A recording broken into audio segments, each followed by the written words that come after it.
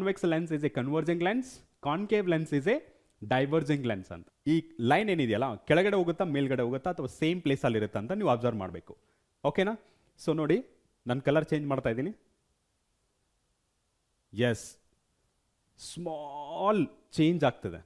ಈ ಪ್ರಿಸಮಲ್ಲಿ refraction of light ಹೇಗೆ ಆಗುತ್ತೆ ಅನ್ನೋದನ್ನ ನೋಡಬೇಕು. ಸ್ಪೆಕ್ಟ್ರಮಲ್ಲಿ ಯಾವ ಬ್ಯಾಂಡ್ ಕ್ರಿಯೇಟ್ ಆಗಿದೆ ಈ ಪ್ಯಾಟರ್ನಲ್ಲಿ ಸಿಗುತ್ತೆ ನಿಮಗೆ, ವೆಬ್ ಗಾರ್ಡ್.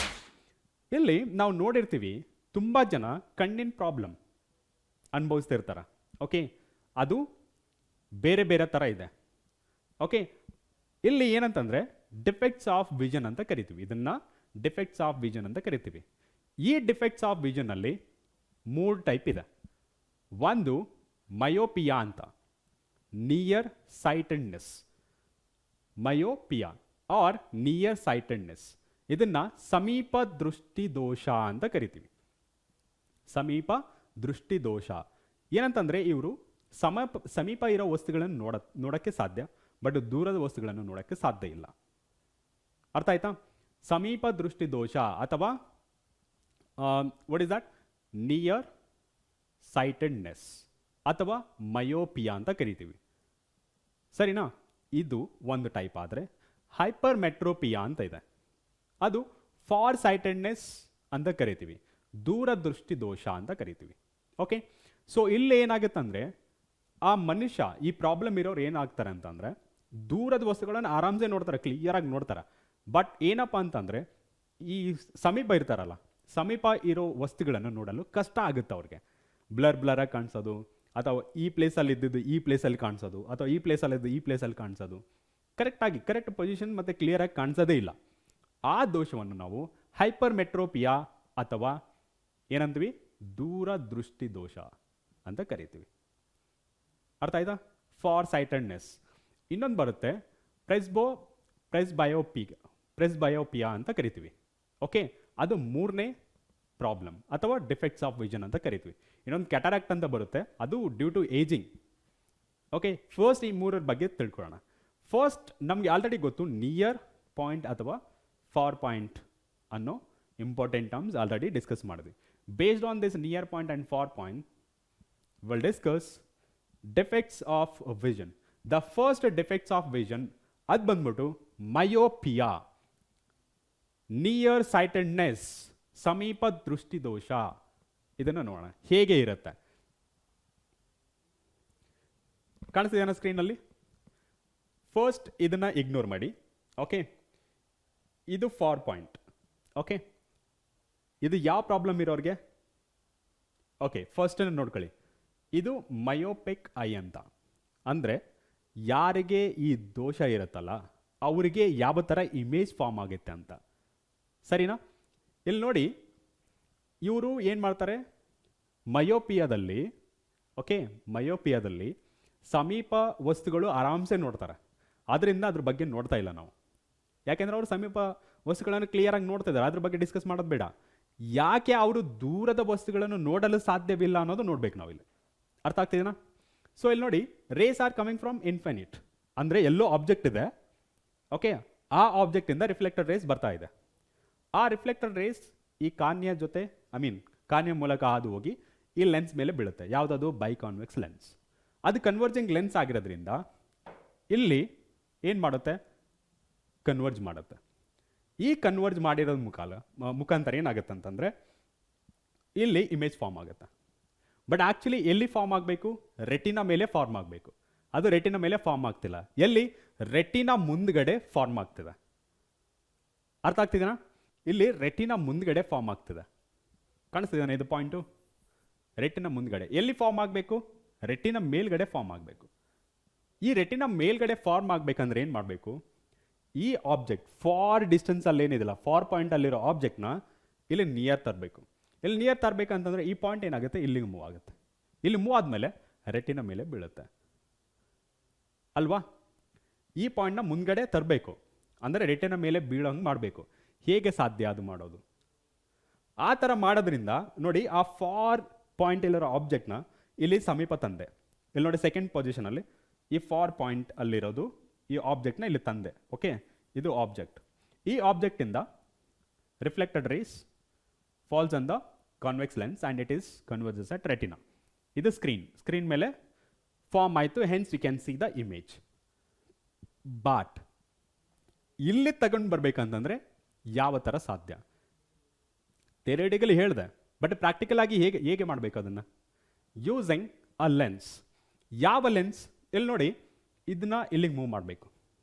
ಅಂದರೆ ಈ ಕನ್ವರ್ಜ್ ಆಗಿರೋ ಆ ರೇಸ್ನ ಸ್ವಲ್ಪ ಮುಂದ್ಗಡೆ ಬೆಂಡ್ ಆಗೋ ಥರ ಮಾಡಬೇಕು. ಇಲ್ಲಿ ಕನ್ವರ್ಜ್ ಆಗೋ ಬದಲು ಸ್ವಲ್ಪ ಮುಂದ್ಗಡೆ ಕನ್ವರ್ಜ್ ಆಗೋ ಮಾಡಬೇಕು. ಸ್ವಲ್ಪ ರೇಸ್ನ ಡೈವರ್ಟ್ ಮಾಡಿದ್ರೆ ಸ್ವಲ್ಪ ಮುಂದೋಗಿ ಫಾರ್ಮ್ ಆಗುತ್ತೆ ತಾನೆ ಅಲ್ವಾ? ಸ್ವಲ್ಪ ಇಲ್ಲಿ ಕನ್ವರ್ಜ್ ಆಗೋದನ್ನ ಡೈವರ್ಟ್ ಮಾಡಿದ್ರೆ, ಅಂದರೆ ಡೈವರ್ಜಿಂಗ್ ಮಾಡಿದ್ರೆ ಸ್ವಲ್ಪ ಮುಂದೋಗಿ ಫಾರ್ಮ್ ಆಗುತ್ತೆ. ಡೈವರ್ಜ್ ಮಾಡಬೇಕಂದ್ರೆ ಯಾವ ಲೆನ್ಸ್ ಯೂಸ್ ಮಾಡಬೇಕು?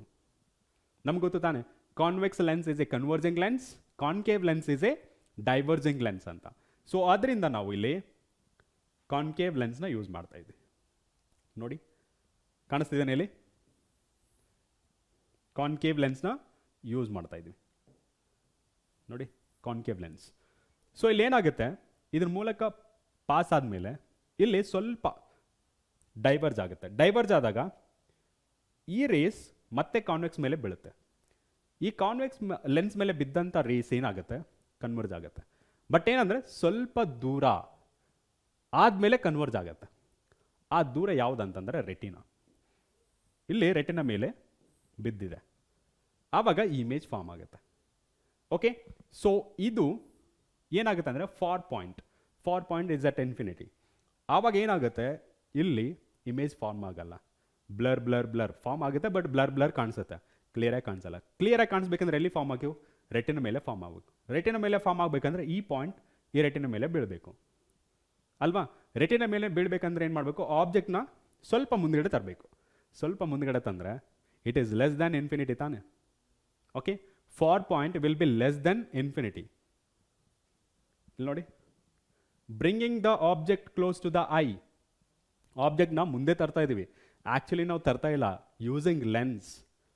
ಆ ಯೂಸಿಂಗ್ ಲೆನ್ಸ್ ಯೂಸ್ ಮಾಡಿದ್ರೆ ಏನಾಗುತ್ತೆ, ಸ್ವಲ್ಪ ರೇಸ್ ಏನಾಗುತ್ತೆ, ಡೈವರ್ಜ್ ಆಗುತ್ತೆ. ಡೈವರ್ಜ್ ಆಗೋದ್ರಿಂದ again they converges by the convex lens.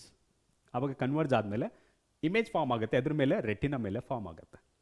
ಇಲ್ಲಿ ನೀವು ತಿಳ್ಕೊಬೇಕಾಗಿರೋದೇನಂತಂದರೆ, ಫಸ್ಟ್ ಥಿಂಗ್ ಏನಂತಂದರೆ, ವಾಟ್ ಈಸ್ ಮಯೋಪಿಯಾ ಅಥವಾ ನಿಯರ್ ಸೈಟೆಡ್ನೆಸ್ ಏನಿದು? The person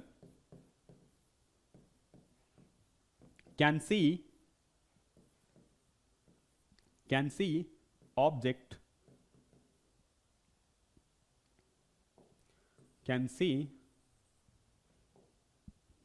person can see near object ಅಥವಾ objects clearly, but not able to see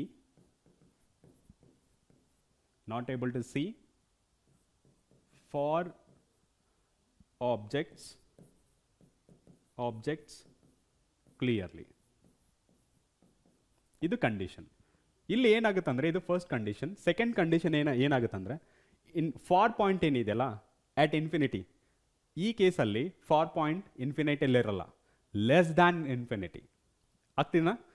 ಇಲ್ಲ ಇನ್ಫೈನೈಟಲ್ಲಿದೆ, ಬಟ್ ಇಮೇಜ್ ಫಾರ್ಮ್ ಆಗ್ತಿಲ್ಲ. Image form ಆಗಬೇಕಂದ್ರೆ ಏನು ಮಾಡಬೇಕು? ಆ ಆಬ್ಜೆಕ್ಟ್ನ, ಆ ಫಾರ್ ಪಾಯಿಂಟ್ನ bring close to the eye ಅಂತ. ಅವಾಗೇನಾಗುತ್ತಾ, ಇನ್ಫಿನಿಟಿಗಿಂತ ಕಮ್ಮಿ ಇರುತ್ತಾ ಅಥವಾ ಇನ್ಫಿನಿಟಿಗಿಂತ ಜಾಸ್ತಿ ಇರುತ್ತಾ? ಡೆಫಿನೆಟ್ಲಿ ಇನ್ಫಿನಿಟಿಗಿಂತ ಕಮ್ಮಿನೇ. ಸೊ ಇಲ್ಲಿ for point in myopia is less than infinity.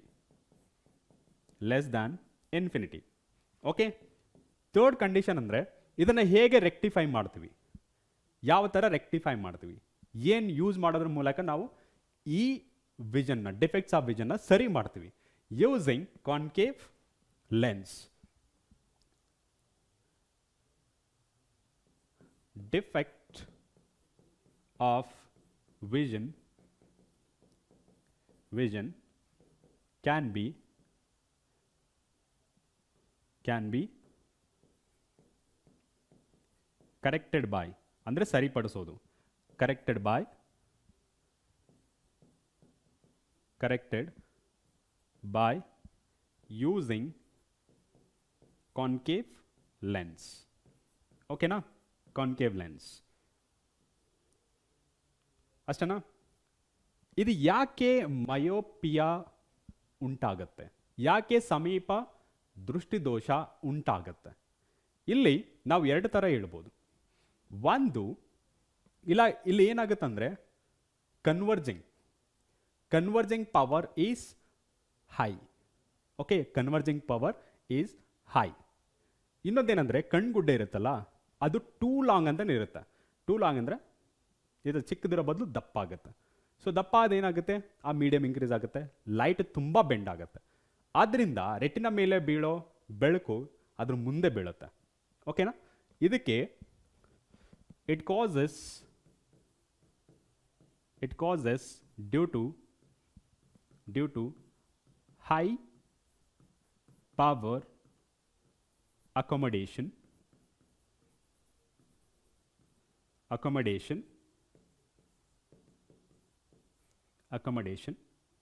or eyeball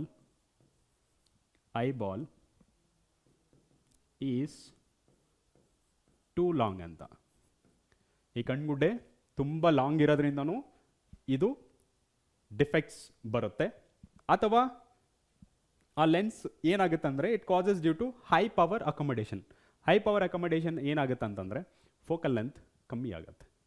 okay, focal length ಕಮ್ಮಿ ಆಗುತ್ತೆ ಅಂದರೆ ಆ ಮೀಡಿಯಮ್ ಏನಿರುತ್ತಲ್ಲ ಲೆನ್ಸ್ ದಪ್ಪ ಆಗಿಬಿಡುತ್ತೆ, ತಿಕ್ಕಾಗ್ಬಿಡುತ್ತೆ. ಆದ್ದರಿಂದ ಇದು ಉಂಟಾಗುತ್ತೆ ಮಯೋಪಿಯಾ. ಸೊ ನೆಕ್ಸ್ಟ್ ಏನು, ಇದಾದಮೇಲೆ ಮಯೋಪಿಯಾ ಆದಮೇಲೆ ಸೊ ಇಲ್ಲಿ ನಿಯರ್ ಆಬ್ಜೆಕ್ಟ್ನ ನೋಡೋಕ್ಕೆ ಈಸಿ, ಬಟ್ ಫಾರ್ ಆಬ್ಜೆಕ್ಟ್ನ ನೋಡೋಕ್ಕೆ ಕಷ್ಟ. ಇಲ್ಲಿ ಮಯೋಪಿಯಾ.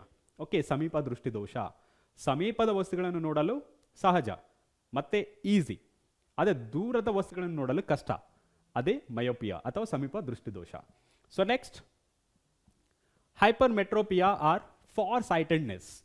ಇಲ್ಲಿ ಏನಾಗುತ್ತಂದರೆ ಈ ದೋಷ ಇರೋ ವ್ಯಕ್ತಿ ದೂರ ವಸ್ತುಗಳನ್ನು ಆರಾಮ್ಸೆ ಕ್ಲಿಯರ್ ಆಗಿ ನೋಡ್ತಾರೆ, ಬಟ್ ಸಮೀಪ ಇರೋ ವಸ್ತುಗಳನ್ನು ಏನಾಗುತ್ತೆ ಅವ್ರಿಗೆ ನೋಡೋಕ್ಕೆ ಕಷ್ಟ ಆಗುತ್ತೆ ಅಥವಾ ಕ್ಲಿಯರ್ ಆಗಿ ನೋಡೋಕ್ಕೆ ಸಾಧ್ಯ ಇಲ್ಲ.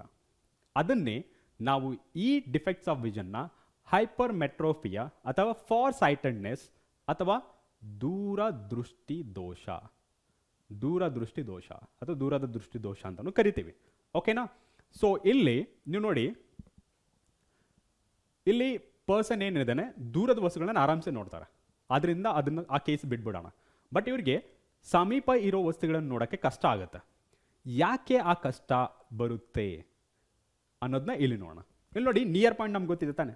ನಿಯರ್ ಪಾಯಿಂಟ್ ಅಂದರೆ the nearest point from the eye at which object is placed so that the image can be seen clearly ಅಥವಾ object can be seen clearly ಅಲ್ವಾ. ಸೊ ಇಲ್ಲಿ ನೋಡಿ ಎಷ್ಟಿರಬೇಕು ಮಿನಿಮಮ್ ಡಿಸ್ಟೆನ್ಸ್ ನಾರ್ಮಲ್ ಐಗೆ. Minimum distance is 25 centimetre. It is a normal condition. Okay, so normal condition ಇದ್ದಾಗ, ಆ condition ಇದ್ದಾಗ ನೋಡಿ, ನಾರ್ಮಲ್ ಕಂಡೀಷನ್ 25 ಸೆಂಟಿಮೀಟರ್ ಇದೆ. ಬಟ್ ಏನಾಗ್ತಿದೆ ಇಲ್ಲಿ ರೆಟಿನಾ. ಸೊ ರೆಟಿನಾ ಮೇಲೆ ಎಲ್ಲಿ ಬೀಳ್ತಾ ಇದೆ, ಇಲ್ಲಿ ದೂರ ಬೀಳ್ತಾ ಇದೆ ಅಂತಾರೆ. ಸೊ ಇಲ್ಲಿ ಏನಾಗುತ್ತೆ, ರೆಟಿನಾ ಆಚೆ ಬಿದ್ದಿದೆ. ಲಾಸ್ಟ್ ಕೇಸಲ್ಲಿ ಏನಾಯಿತು, ರೆಟಿನಾ ಮುಂದ್ಗಡೆ ಬಿತ್ತು ಅಲ್ವಾ. ಇಮೇಜ್ ಎಲ್ಲಿ ಬಿತ್ತು, ರೆಟಿನಾ ಮುಂದ್ಗಡೆ. ಅಂದರೆ ಈ ರೇಸ್ ಏನಿದೆಯಲ್ಲ ರೆಟಿನಾ ಮುಂದ್ಗಡೆ ಫಾರ್ಮ್ ಆಗುತ್ತೆ, ಕನ್ವರ್ಜ್ ಆಗುತ್ತೆ. But in this case retina ಹಿಂದ್ಗಡೆ ಫಾರ್ಮ್ ಆಗ್ತದೆ. ಎಲ್ಲಿ ಇಮೇಜ್ ಫಾರ್ಮ್ ಆಗ್ತದೆ, ರೆಟಿನಾ ಹಿಂದ್ಗಡೆ, behind the retina. Okay, image is farming behind the retina.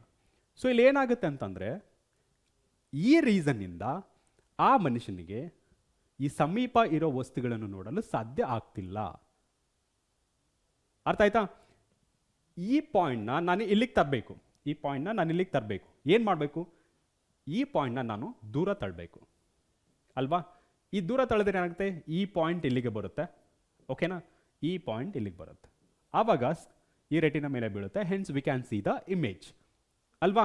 So ಇಲ್ಲಿ ಥಿಯರಿಟಿಕಲಿ ನಾನು ಹೇಳಿದೆ ಈ ಪಾಯಿಂಟ್ನ ಇಲ್ಲಿಗೆ ತರಬೇಕು. So that you can see it is converged on the retina. ಇಲ್ಲಿಗೆ ತರಬೇಕಂತಂದರೆ ಇದು ಸಾಧ್ಯ ಇಲ್ಲ, ನಾರ್ಮಲ್ ಆಗಿ ಸಾಧ್ಯ ಇಲ್ಲ. ಬಟ್ ಹೇಗೆ ಸಾಧ್ಯ ಪಡಿಸ್ಬೋದು ಇದನ್ನು, ಯೂಸಿಂಗ್ ಅ ಲೆನ್ಸ್. ಇಲ್ಲಿ ಇಲ್ಲಿ ಕನ್ವರ್ಜ್ ಆಗ್ತಿದೆ, ಅಲ್ಲಿ ದೂರ ಕನ್ವರ್ಜ್ ಆಗ್ತಿದೆ. ಓಕೆ, ದೂರ ಕನ್ವರ್ಜ್ ಆಗ್ತಿದೆ.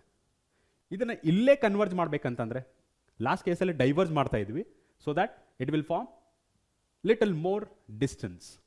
ಓಕೆ, ಬಟ್ ಇಲ್ಲೇನಾಗುತ್ತೆ ಅಂದರೆ ಕಮ್ಮಿ ಡಿಸ್ಟೆನ್ಸಲ್ಲಿ ಫಾರ್ಮ್ ಆಗಬೇಕು. ಡೈವರ್ಜೆನ್ಸ್ ಬೇಕಾಗಿಲ್ಲ ನಮಗೆ, ಡೈವರ್ಜೆಂಟ್ ರೇಸ್ ಬೇಕಾಗಿಲ್ಲ ನಮಗೆ, ಕನ್ವರ್ಜಿಂಗ್ ರೇಸ್ ಬೇಕು. ಕನ್ವರ್ಜಿಂಗ್ ರೇಸ್ ಬೇಕಂದರೆ ಯಾವ ಲೆನ್ಸ್ನ ಯೂಸ್ ಮಾಡ್ತೀವಿ? ಈ ಪಾಯಿಂಟ್ ಇಲ್ಲಿ ಫಾರ್ಮ್ ಆಗಬೇಕು, ಈ ರೆಟಿನ ಮೇಲೆ ಫಾರ್ಮ್ ಆಗಬೇಕು, ರೆಟಿನ ಮೇಲೆ ಫಾರ್ಮ್ ಆಗಬೇಕು. ಅದಕ್ಕೆ ಏನು ಯೂಸ್ ಮಾಡಬೇಕು? ಕಾನ್ವೆಕ್ಸ್ ಲೆನ್ಸ್ನ ಯೂಸ್ ಮಾಡಬೇಕು. ನೋಡಿ, ಕಾನ್ವೆಕ್ಸ್ ಲೆನ್ಸ್. ಈ ಕಾನ್ವೆಕ್ಸ್ ಲೆನ್ಸ್ನ ಯೂಸ್ ಮಾಡೋದ್ರಿಂದ ಏನಾಗುತ್ತೆ? ಆ ರೇಸ್ ಕನ್ವರ್ಜ್ ಆಗುತ್ತೆ. ಕನ್ವರ್ಜ್ ಆದಾಗ ಇಲ್ಲಿ ಫಾರ್ಮ್ ಆಗೋ ಇಮೇಜ್ ಈ ರೆಟಿನ ಮೇಲೆ ಬೀಳುತ್ತೆ, ಇಲ್ಲಿ ಇಮೇಜ್ ಫಾರ್ಮ್ ಆಗುತ್ತೆ. ಅರ್ಥ ಆಯ್ತಾ? ಆ್ಯಕ್ಚುಲಿ ಆ ಲೆನ್ಸ್ ಯೂಸ್ ಮಾಡಲಿಲ್ಲ ಅಂದರೆ ಎಲ್ಲಿ ಫಾರ್ಮ್ ಆಗುತ್ತೆ? ಇಲ್ಲಿ ಫಾರ್ಮ್ ಆಗುತ್ತೆ. ಆ ಕಾನ್ವೆಕ್ಸ್ ಲೆನ್ಸ್ ಯೂಸ್ ಮಾಡೋದ್ರಿಂದ ನಮಗೆ ರೆಟಿನ ಮೇಲೆ ಫಾರ್ಮ್ ಆಗುತ್ತೆ.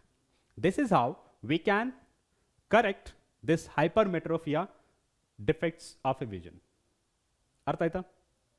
ಸೊ ಇಲ್ಲಿ ನಮಗೆ ತಿಳ್ಕೊಬೇಕಾಗಿರೋದೇನು? ಫಸ್ಟ್ ಡೆಫಿನೇಷನ್ ಏನು? The person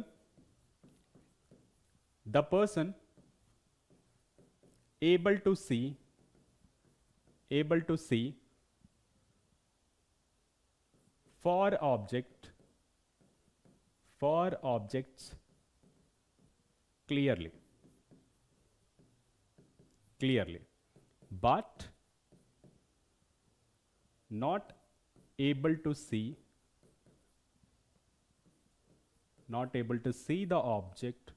the nearer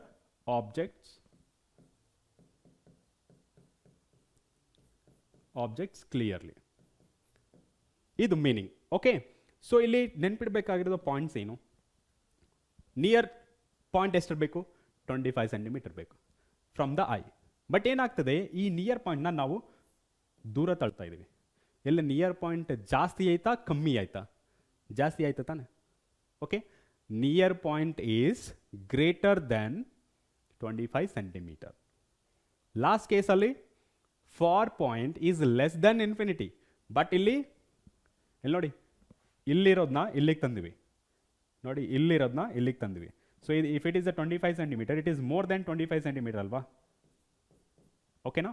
so ಇಲ್ಲಿ the near point is more than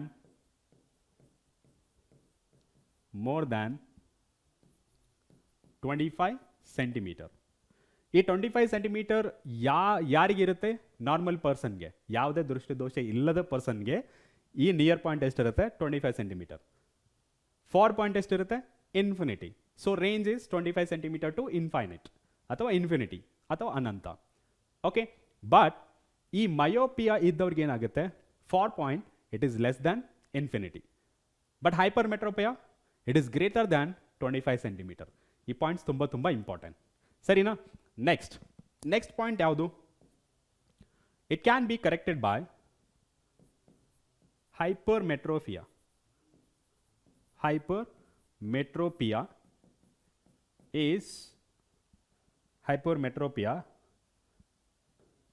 can be corrected by using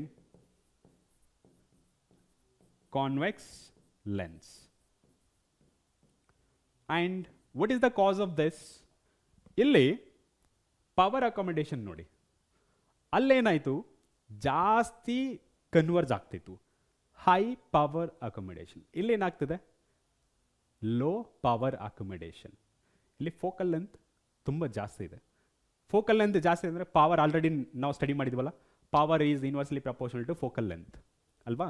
so ಇಲ್ಲಿ ಫೋಕಲ್ ಲೆಂತ್ ಜಾಸ್ತಿ ಇದ್ದರೆ ಪವರ್ ಕಮ್ಮಿ ಇರುತ್ತೆ. ಅದನ್ನು ನಾವು ಇಲ್ಲಿ ವಿತ್ ರೆಸ್ಪೆಕ್ಟ್ ಟು ಐ ನಾವು ಪವರ್ ಆಫ್ ಅಕಾಮಿಡೇಷನ್ ಅಂತ ಕರಿತೀವಿ. it causes due to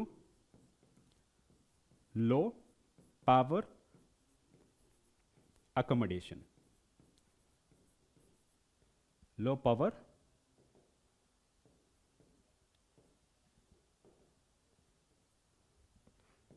accommodation.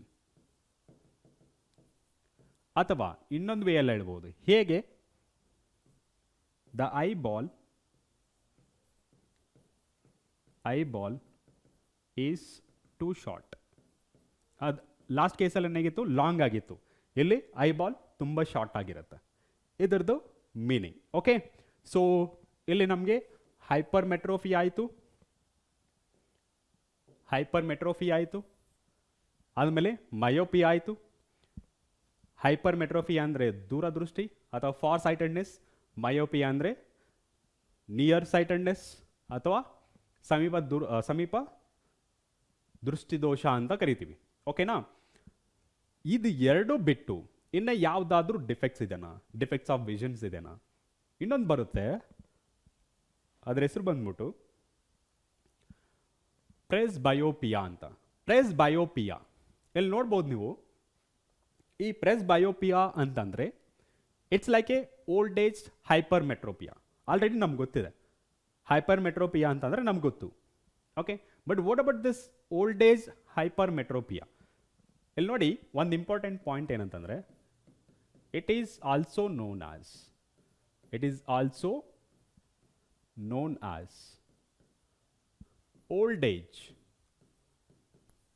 Age hypermetropia. ಈ ಓಲ್ಡ್ ಏಜ್ ಹೈಪರ್ ಮೆಟ್ರೋಪಿಯಾ ಅಂತಂದ್ರೆ, ಹೈಪರ್ ಮೆಟ್ರೋಪಿಯಾ ಗೊತ್ತು ನಮಗೆ. Hypermetropia it is a far sightedness. ದೂರದ ವಸ್ತುಗಳನ್ನು ಆರಾಮ್ಸೆ ನೋಡ್ಬೋದು, ಸಮೀಪ ಇರುವ ವಸ್ತುಗಳನ್ನು ನೋಡೋಕ್ಕೆ ಸ್ವಲ್ಪ ಕಷ್ಟ ಆಗುತ್ತೆ. ಅದನ್ನು ರೆಕ್ಟಿಫೈ ಮಾಡ್ಬೋದು by using convex lens, not a mirror. Okay, keep that in mind. ಇದು ಓಲ್ಡ್ ಏಜ್ ಹೈಪರ್ ಮೆಟ್ರೋಪಿಯಾ ಯಾಕೆ ಕರೀತಾರೆ ಅಂತಂದರೆ, ಈ ಪವರ್ ಅಕೊಮಡೇಷನ್ ಯಾವ್ದು ಕಂಟ್ರೋಲ್ ಮಾಡುತ್ತೆ? Ciliary muscles. Okay, ciliary muscles. ಈ ಸಿಲೆರಿ ಮಸಲ್ಸ್ ಏನಾಗುತ್ತೆ, ಏಜ್ ಆದಂಗೆಲ್ಲ ಅದರದ್ದು ಆಕ್ಟಿವಿಟಿ ಕಮ್ಮಿ ಆಗ್ತಾ ಹೋಗುತ್ತೆ. ಓಕೆ, ಇವಾಗ ನಾವು ಹೆಂಗಾಗಿದ್ದಾಗ ಎಲ್ಲ ಕರೆಕ್ಟಾಗಿ ವರ್ಕ್ ಮಾಡುತ್ತೆ. ಏಜ್ ಆದಂಗೆ ಏನಾಗುತ್ತೆ, ಎಲ್ಲ ಆರ್ಗನ್ಸ್ ಆಕ್ಟಿವಿಟಿ ಕಮ್ಮಿ ಆಗ್ತಾ ಬರುತ್ತೆ ಅಲ್ವಾ? ಅವಾಗ ಈ ಆಕ್ಟಿವಿಟಿ ಯಾವಾಗ ಕಮ್ಮಿ ಆಗುತ್ತೆ? ಯಾವುದರ ಆಕ್ಟಿವಿಟಿ? ಸಿಲೆರಿ ಮಸಲ್ಸ್ ಆಕ್ಟಿವಿಟಿ ಯಾವಾಗ ಕಮ್ಮಿ ಆಗುತ್ತೆ? ಈ ಅಡ್ಜಸ್ಟ್ಮೆಂಟ್ ಇರುತ್ತಲ್ಲ, ಪವರ್ ಅಕೊಮಡೇಷನ್ ಕರೆಕ್ಟಾಗಿ ವರ್ಕ್ ಆಗಲ್ಲ. ಅವಾಗ ಏನಾಗುತ್ತೆ, ಈ near point it should be 25 centimetre ಅಲ್ವಾ? ಈ 25 ಸೆಂಟಿಮೀಟರ್ ಏನಾಗುತ್ತೆ, ದೂರ ಹೋಗ್ತಾನೇ ಇರುತ್ತೆ. 25 ಸೆಂಟಿಮೀಟರ್ ಎಂಗೇಜಲ್ಲಿ ಇರುತ್ತೆ. ಓಕೆನಾ? ಎಲ್ಲ ಕರೆಕ್ಟಾಗಿ ವರ್ಕ್ ಆಗಬೇಕಾದ್ರೆ ಅಂದರೆ ಎಂಗೇಜಲ್ಲಿ. ಓಕೆ, ಅದು 25 ಸೆಂಟಿಮೀಟರ್ ಇರುತ್ತೆ. ಏಜ್ ಆದಂಗೆಲ್ಲ ಹೇಗಾಗುತ್ತೆ, 26 ಸೆಂಟಿಮೀಟರ್, 26.5 ಸೆಂಟಿಮೀಟರ್, 27 ಸೆಂಟಿಮೀಟರ್, 27.5 ಸೆಂಟಿಮೀಟರ್. ಸುಮ್ಮನೆ ಎಕ್ಸಾಂಪಲ್ ಹೇಳ್ತಿರೋದು. ದೂರ ಹೋಗ್ತಾ ಇರುತ್ತೆ. It goes away from the actual near point. ಅವಾಗ ಏನಾಗುತ್ತೆ, ಹೈಪರ್ ಮೆಟ್ರೋಪಿಯಾ ಇನ್ಕ್ರೀಸ್ ಆಗ್ತಾನೇ ಹೋಗುತ್ತೆ. Defects keep on increasing. ಸ್ವಲ್ಪ ಟೈಮಲ್ಲಿ ಈ ಹೈಪರ್ ಮೆಟ್ರೋಪಿಯಾನೂ ಆಗುತ್ತೆ, ಮಯೋಪಿಯಾನೂ ಆಗುತ್ತೆ. ಓಕೆ, ಸೊ ಅದರಿಂದ ಈ ಪ್ರೆಸ್ಬಯೋಪಿಯಾನ ಕರೆಕ್ಟ್ ಮಾಡೋಕ್ಕೆ ಬೈಫೋಕಲ್ ಲೆನ್ಸ್ನ ಯೂಸ್ ಮಾಡ್ತೀವಿ. ಬೈಫೋಕಲ್ ಅಂತಂದರೆ ಇಲ್ಲಿ ಎರಡು ಲೆನ್ಸ್ನ ಒಟ್ಟಿಗೆ ಯೂಸ್ ಮಾಡ್ತೀವಿ. ಹೇಗೆ ಅಂದರೆ ಇಲ್ಲಿ ನೋಡ್ಬೋದು ನೀವು, ಇಲ್ಲಿ ಫಾರ್ ಡಿಸ್ಟೆನ್ಸ್ ಇರೋದಕ್ಕೆ, ಇದು ನಿಯರ್ ಡಿಸ್ಟೆನ್ಸ್ ಇರೋದಕ್ಕೆ. ಈ ಫಾರ್ ಡಿಸ್ಟೆನ್ಸ್ ಯಾವ್ದು ಯೂಸ್ ಮಾಡ್ತೀವಿ? ಇವಾಗ ಅವನಿಗೆ ದೂರದ ವಸ್ತುಗಳನ್ನು ನೋಡೋಕ್ಕೆ ಸಾಧ್ಯನೇ ಇಲ್ಲ. ಓಕೆ, ದೂರದ ವಸ್ತುಗಳನ್ನು ನೋಡೋಕ್ಕೆ ಸಾಧ್ಯನೇ ಇಲ್ಲ. ಯಾವ ಲೆನ್ಸ್ ಯೂಸ್ ಮಾಡ್ತೀವಿ? ದೂರದ ವಸ್ತುಗಳನ್ನು ನೋಡೋಕ್ಕೆ ಸಾಧ್ಯ ಇಲ್ಲ ಅಂತಂದರೆ ಇಟ್ ಈಸ್ ಎ ಮಯೋಪಿಯಾ ಅಲ್ವಾ? ಓಕೆ, ದೂರದ ವಸ್ತುಗಳನ್ನು ನೋಡೋಕ್ಕೆ ಸಾಧ್ಯ ಇಲ್ಲ, ಬಟ್ ಸಮೀಪ ವಸ್ತುಗಳನ್ನು ನೋಡೋಕ್ಕೆ ಸಾಧ್ಯ. ಅದ್ಯಾವುದು? ಮಯೋಪಿಯಾ. ಸೊ ಮಯೋಪಿಯಾ ಕರೆಕ್ಷನ್ ಮಾಡಬೇಕಂದ್ರೆ ಯಾವ್ದು ಯೂಸ್ ಮಾಡ್ತೀವಿ? Concave lens. So it is A concave lens use ಮಾಡ್ತೀವಿ ಇಲ್ಲಿ ಮೇಲ್ಗಡೆ. ಓಕೆ, ಇಲ್ಲಿ ಮೇಲ್ಗಡೆ ಕಾನ್ಕೇವ್ ಲೆನ್ಸ್ ಯೂಸ್ ಮಾಡ್ತೀವಿ. ಅದೇ same person sometimes he is not able to see a nearer object. He can able to see far object. ಇಲ್ಲಿ ಯಾವ ದೋಷ? ಹೈಪರ್ಮೆಟ್ರೋಪಿಯಾ. ಹೈಪರ್ಮೆಟ್ರೋಪಿಯಾ ಏನು ಆಗುತ್ತೆ ಇದರಲ್ಲಿ ಅಂತಂದರೆ, ದೂರದ ವಸ್ತುಗಳನ್ನು ಆರಾಮ್ಸೆ ನೋಡ್ತಾನೆ, ಸಮೀಪ ವಸ್ತುಗಳನ್ನು ನೋಡೋಕ್ಕಾಗಲ್ಲ. ಇದನ್ನು ರೆಕ್ಟಿಫೈ ಮಾಡೋಕ್ಕೆ ಅಥವಾ ಕರೆಕ್ಷನ್ ಮಾಡೋಕ್ಕೆ ಯಾವ ಲೆನ್ಸ್ ಯೂಸ್ ಮಾಡ್ತಾ ಇದ್ವಿ? ಜಸ್ಟ್ ಡಿಸ್ಕಸ್ ಮಾಡಿದ್ವಿ, ಕಾನ್ವೆಕ್ಸ್ ಲೆನ್ಸ್. ಓಕೆ, ಸೊ ಅದರಿಂದ ಇಲ್ಲಿ ಕಾನ್ವೆಕ್ಸ್ ಲೆನ್ಸ್ ಮತ್ತು ಕಾನ್ಕೇವ್ ಲೆನ್ಸ್ ಎರಡೂ ಯೂಸ್ ಮಾಡ್ತಾರೆ.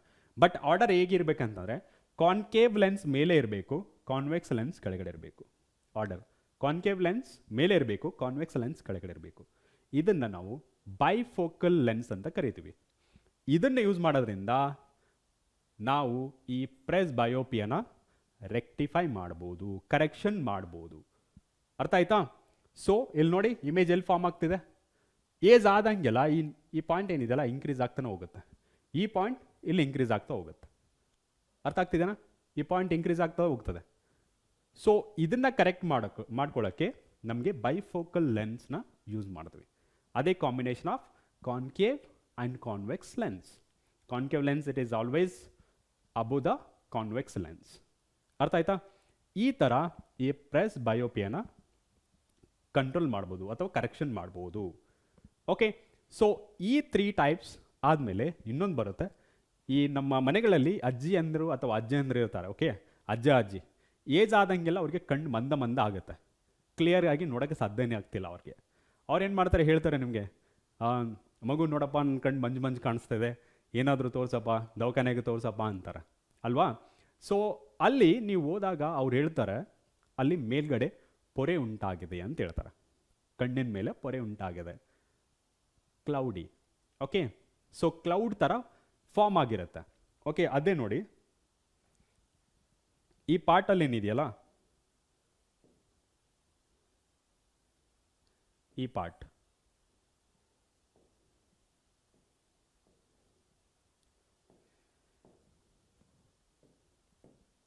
ಈ ಲೆನ್ಸ್ ಇದೆಯಲ್ಲ, ಲೆನ್ಸ್ ಮೇಲೆ ಒಂಥರ ಹಾಲಿನಂಥ ಒಂದು ಪದರ ಉಂಟಾಗುತ್ತೆ, ಹಾಲಿನಂತೆ ಅಥವಾ ಮೋಡ ಕವಿದಂತೆ ಅದ್ರ ಮೇಲೆ ಒಂದು ಪರದೆ ಫಾರ್ಮೇಷನ್ ಆಗುತ್ತೆ.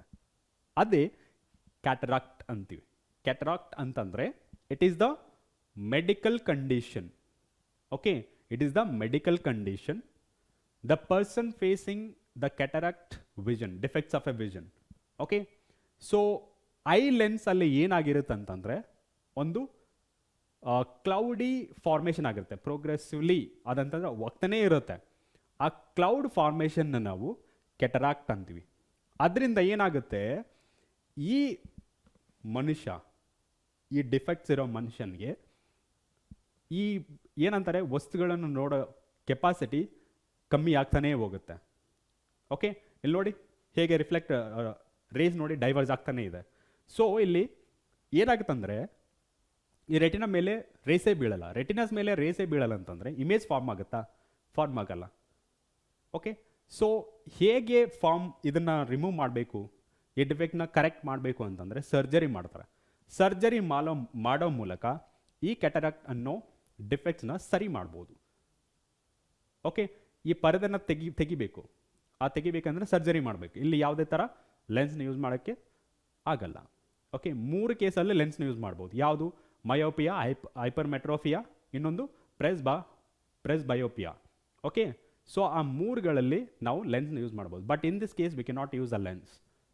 ಓಕೆ, ಸೊ ಅಲ್ಲೇನಾಗುತ್ತಂದರೆ ಆ ಮನುಷ್ಯನ ಕಣ್ಣಿನ ಪರದೆ ಮೇಲೆ ಒಂಥರ ಹಾಲಿನಂತೆ ಅಥವಾ ಮೋಡದಂತೆ, ಅಥವಾ you can say there is a formation of clouds progressively. Age ಆದಂಗೆಲ್ಲ ಅದು ಆಗ್ತಾನೆ ಇರುತ್ತೆ. ಸೊ ಫೈನಲಿ ಏನಾಗುತ್ತಾನೆ ಅಂತಂದ್ರೆ ಆ ಮನುಷ್ಯನಿಗೆ ಆ ವಿಷನ್ ಏನಿರುತ್ತೆ ಕಂಪ್ಲೀಟಾಗಿ ಹೋಗ್ಬಿಡುತ್ತೆ, ಚಾನ್ಸಸ್ ಇರುತ್ತೆ.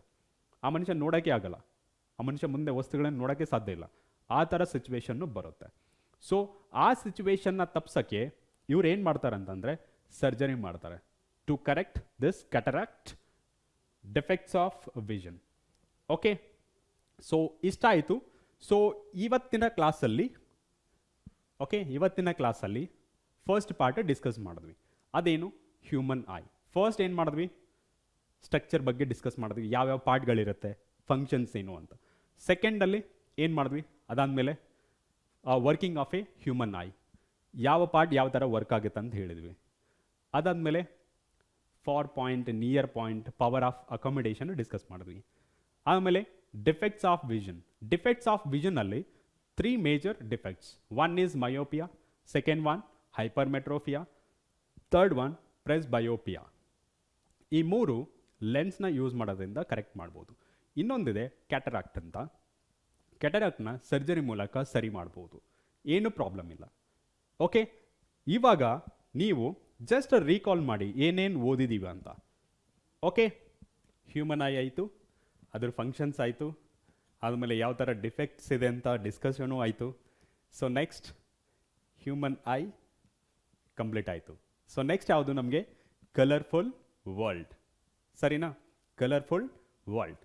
ಈ ಕಲರ್ಫುಲ್ ವರ್ಲ್ಡಲ್ಲಿ ನಾವು ಏನೇನು ಡಿಸ್ಕಸ್ ಮಾಡ್ತೀವಿ? So actually according to the syllabus ಎರಡು ಕಾನ್ಸೆಪ್ಟ್ ಇರೋದು ಕಲರ್ಫುಲ್ ವರ್ಲ್ಡಲ್ಲಿ. ಓಕೆ, ಒಂದು ಡಿಸ್ಪರ್ಷನ್, ಇನ್ನೊಂದು ಸ್ಕ್ಯಾಟ್ರಿಂಗ್.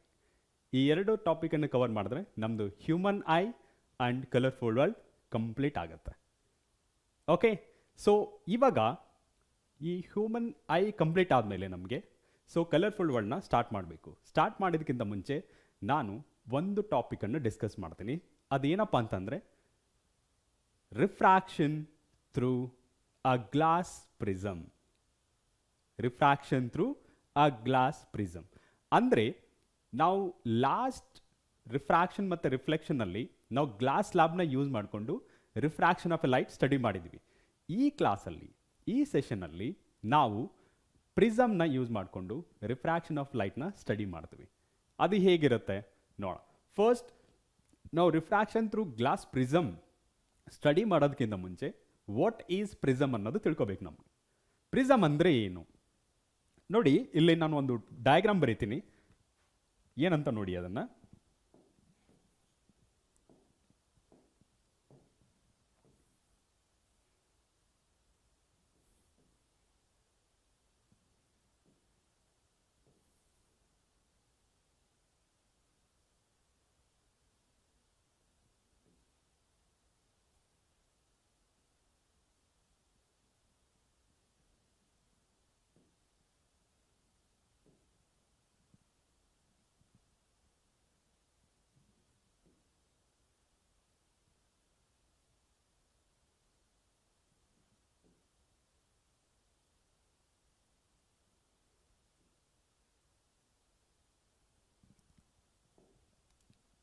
ಸೊ ಡಯಾಗ್ರಾಮ್ಸ್ ಇಂಪಾರ್ಟೆಂಟ್, ಅದಕ್ಕೆ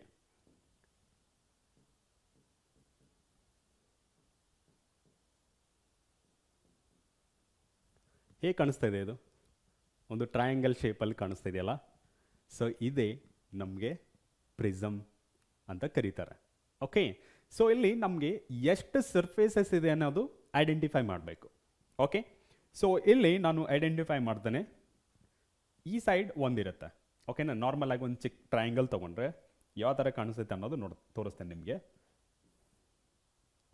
ಈ ಥರ ತೊಗೊಂಡ್ರೆ ಎಷ್ಟು ಸೈಡ್ಸ್ ಇದೆ ಅಂತ ಹೇಳ್ತೀರಾ? ಜನರಲ್ ಆಗಿ ನಿಮ್ಗೆ ಕೇಳಿದ್ರೆ ಇದೊಂದು ಸೈಡು, ಇದೊಂದು ಸೈಡು, ಇದೊಂದು ಸೈಡ್ ಅಂತ ಹೇಳ್ತೀರಾ. 3 ಸೈಡ್ ಇದೆ ಅಂತ ಕಾಣಿಸುತ್ತೆ. ಬಟ್ ಇಲ್ಲಿ ಈ ಫ್ರಂಟ್ ಫೇಸ್ ಮಾತ್ರ ಕಾಣಿಸ್ತಾ ಇರುತ್ತೆ.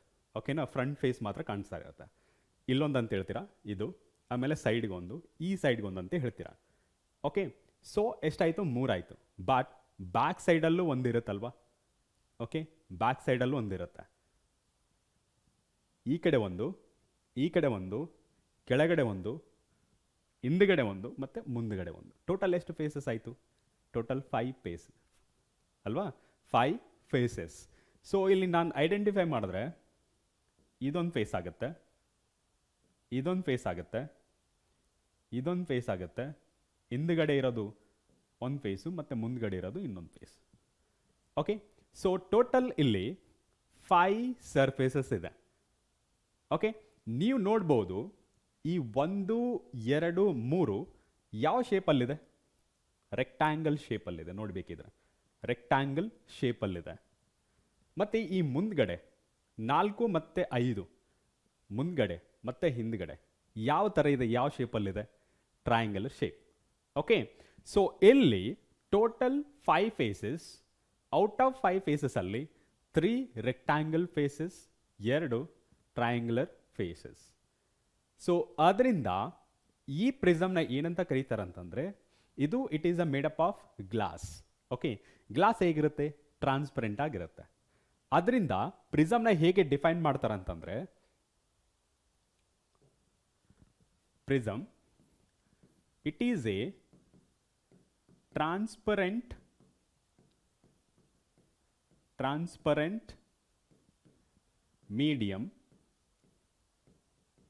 medium which is bounded by ಎಷ್ಟು ಸರ್ಫೇಸ್ ಇಂದ ಇದನ್ನು ಮಾಡಲ್ಪಟ್ಟಿದೆ?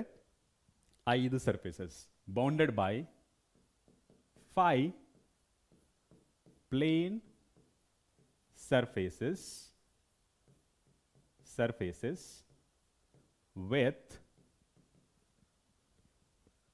with cross sectional ಯಾವುದು? triangular shape, with triangular cross section. ಇದನ್ನೇ ನಾವು ಪ್ರಿಸಮ್ ಅಂತ ಕರೀತೇವೆ.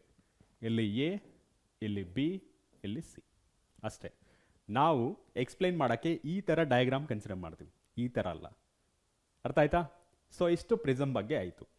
ಇವಾಗ ನಾನು ಒಂದು ಲೈಟ್ ತಗೊಂಡು ಮೋನೋಕ್ರೊಮ್ಯಾಟಿಕ್, ಇಲ್ಲಿ ಹೆಡ್ಡಿಂಗ್ ನೋಡ್ಬೋದು, refraction of monochromatic light through a glass slab. Monochromatic ಅಂದರೆ ಏನು? ಲೈಟ್ ಅಂದರೆ ಗೊತ್ತು, it is a form of energy ಅಲ್ವಾ, which gives us sensation of vision when it is strikes our eye ಅಲ್ವಾ. ಯಾವಾಗ ನಮ್ಮ ಮೇಲೆ ಕಣ್ಮೇಲೆ ಬೆಳಕು ಬೀಳುತ್ತೋ ಆವಾಗ ನಮಗೆ ವಸ್ತುಗಳನ್ನು ನೋಡಲು ಸಹಾಯ ಮಾಡುತ್ತೆ. ಅದು ಅರ್ಥ ಆಗಿದೆ. But what is this monochromatic? What is this monochromatic? Chromatic ಅಂತಂದರೆ ಕಲರ್, ಓಕೆ, ಬಣ್ಣ. ಕ್ರೊಮ್ಯಾಟಿಕ್ ಅಂತಂದರೆ ಬಣ್ಣ, colour. But what is this mono word? Mono ಅಂತಂದರೆ ಒನ್ ಅಂತ. ಓಕೆ, ಮೋನೋ, ಬಯೋ, ಟ್ರಯೋ ಈ ಥರ ಬರುತ್ತಲ್ಲ, single, double, triple. Okay, so ಮ್ಯಾಥ್ಸಲ್ಲಿ ನೀವು ಓದಿರ್ಬೋದು ಪಾಲಿನಾಮಿಯಲ್ ಅಂತ. ಪಾಲಿ ಅಂತಂದರೆ ಮೆನಿ ಅಂತ. ಓಕೆ, ಬೈ ಅಂತಂದರೆ 2 ಅಂತ, ಮೋನೋ ಅಂತಂದರೆ 1 ಅಂತ ಅರ್ಥ. ಓಕೆ, ಇಲ್ಲಿ 1 ಕಲರ್ ಯೂಸ್ ಮಾಡಿಕೊಂಡು ಈ ಪ್ರಿಸಮಲ್ಲಿ ರಿಫ್ರಾಕ್ಷನ್ ಆಫ್ ಲೈಟ್ ಹೇಗೆ ಆಗುತ್ತೆ ಅನ್ನೋದನ್ನ ನೋಡಬೇಕು. Okay, so let see. ನಾನು ಒಂದು ಸಿಮ್ಯುಲೇಷನ್ನ ತೋರಿಸ್ತೇನೆ, ನಿಮಗೆ ಕ್ಲೀನಾಗಿ ಅರ್ಥ ಆಗುತ್ತೆ. ಸೊ ನೋಡೋಣ ಬನ್ನಿ ಸಿಮ್ಯುಲೇಷನ್. ಸೊ ಇಲ್ಲಿ ಲೈಟ್ ಇದೆ, ದಾನ್ ಮಾಡಿದ್ರೆ ಸ್ಟ್ರೈಟ್ ಪಾತಲ್ಲಿ ಹೋಗುತ್ತೆ. ಓಕೆನಾ, ಸ್ಟ್ರೈಟ್ ಪಾತಲ್ಲಿ ಹೋಗುತ್ತೆ. ಇಲ್ಲಿ ಯಾವ ಕಲರ್ ಇದೆ? ರೆಡ್ ಕಲರ್ ತೊಗೊಂಡಿದ್ದೀನಿ. ನೀವು ಬೇರೆ ಬೇರೆ ಕಲರು ತೊಗೋಬೋದು. ಎಷ್ಟು ಕಲರ್ ಕಾಣಿಸ್ತಿದೆ ನಿಮಗೆ? ಒಂದೇ ಒಂದು ಕಲರ್ ಕಾಣಿಸ್ತಿದೆ ತಾನೆ? ಓಕೆನಾ, ಇದು ಲೈಟ್ ಆಯಿತು. ಯಾವ ಕಲರ್ ಇದೆ? ಒಂದೇ ಕಲರ್ ಇಲ್ಲಿದೆ. ಆದ್ದರಿಂದ ನಾನು ಇದನ್ನು ಮೋನೋಕ್ರೊಮ್ಯಾಟಿಕ್ ಲೈಟ್ ಅಂತ ಕರಿತೀನಿ. ಸರಿನಾ? ಇವಾಗ ನಾನು ಏನು ತೊಗೋಬೇಕು? ಅಲ್ಲಿ ನಮಗೆ ಹೆಡ್ಡಿಂಗ್ ಏನಿತ್ತು?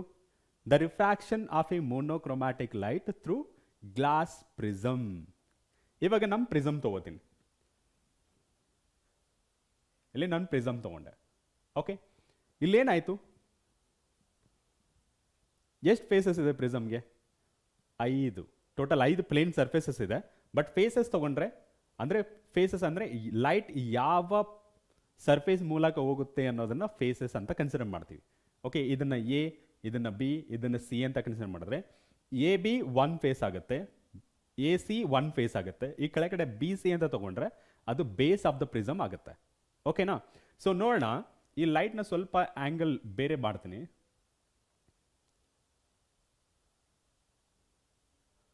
ಈ ಥರ ತಗೋತೀನಿ. ಓಕೆ,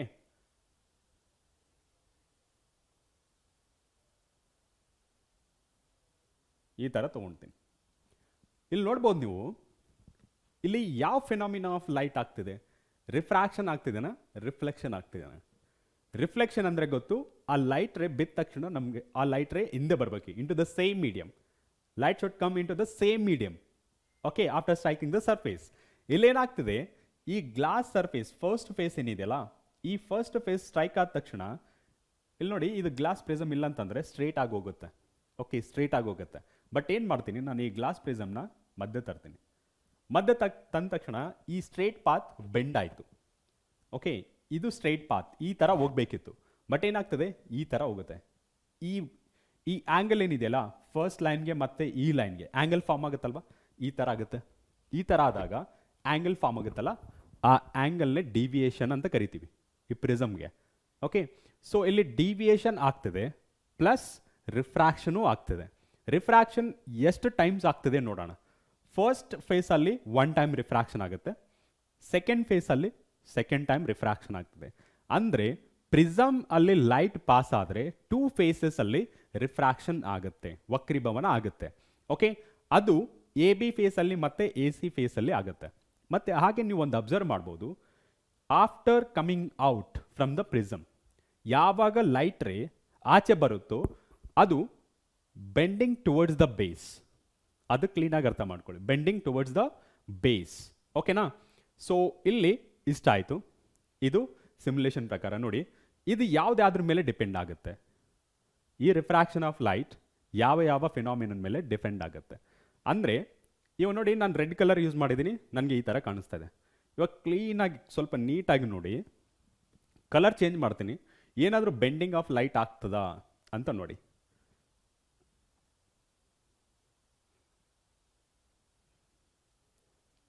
ನೋಡಿ ಲೈಟಾಗಿ ಆಗುತ್ತೆ.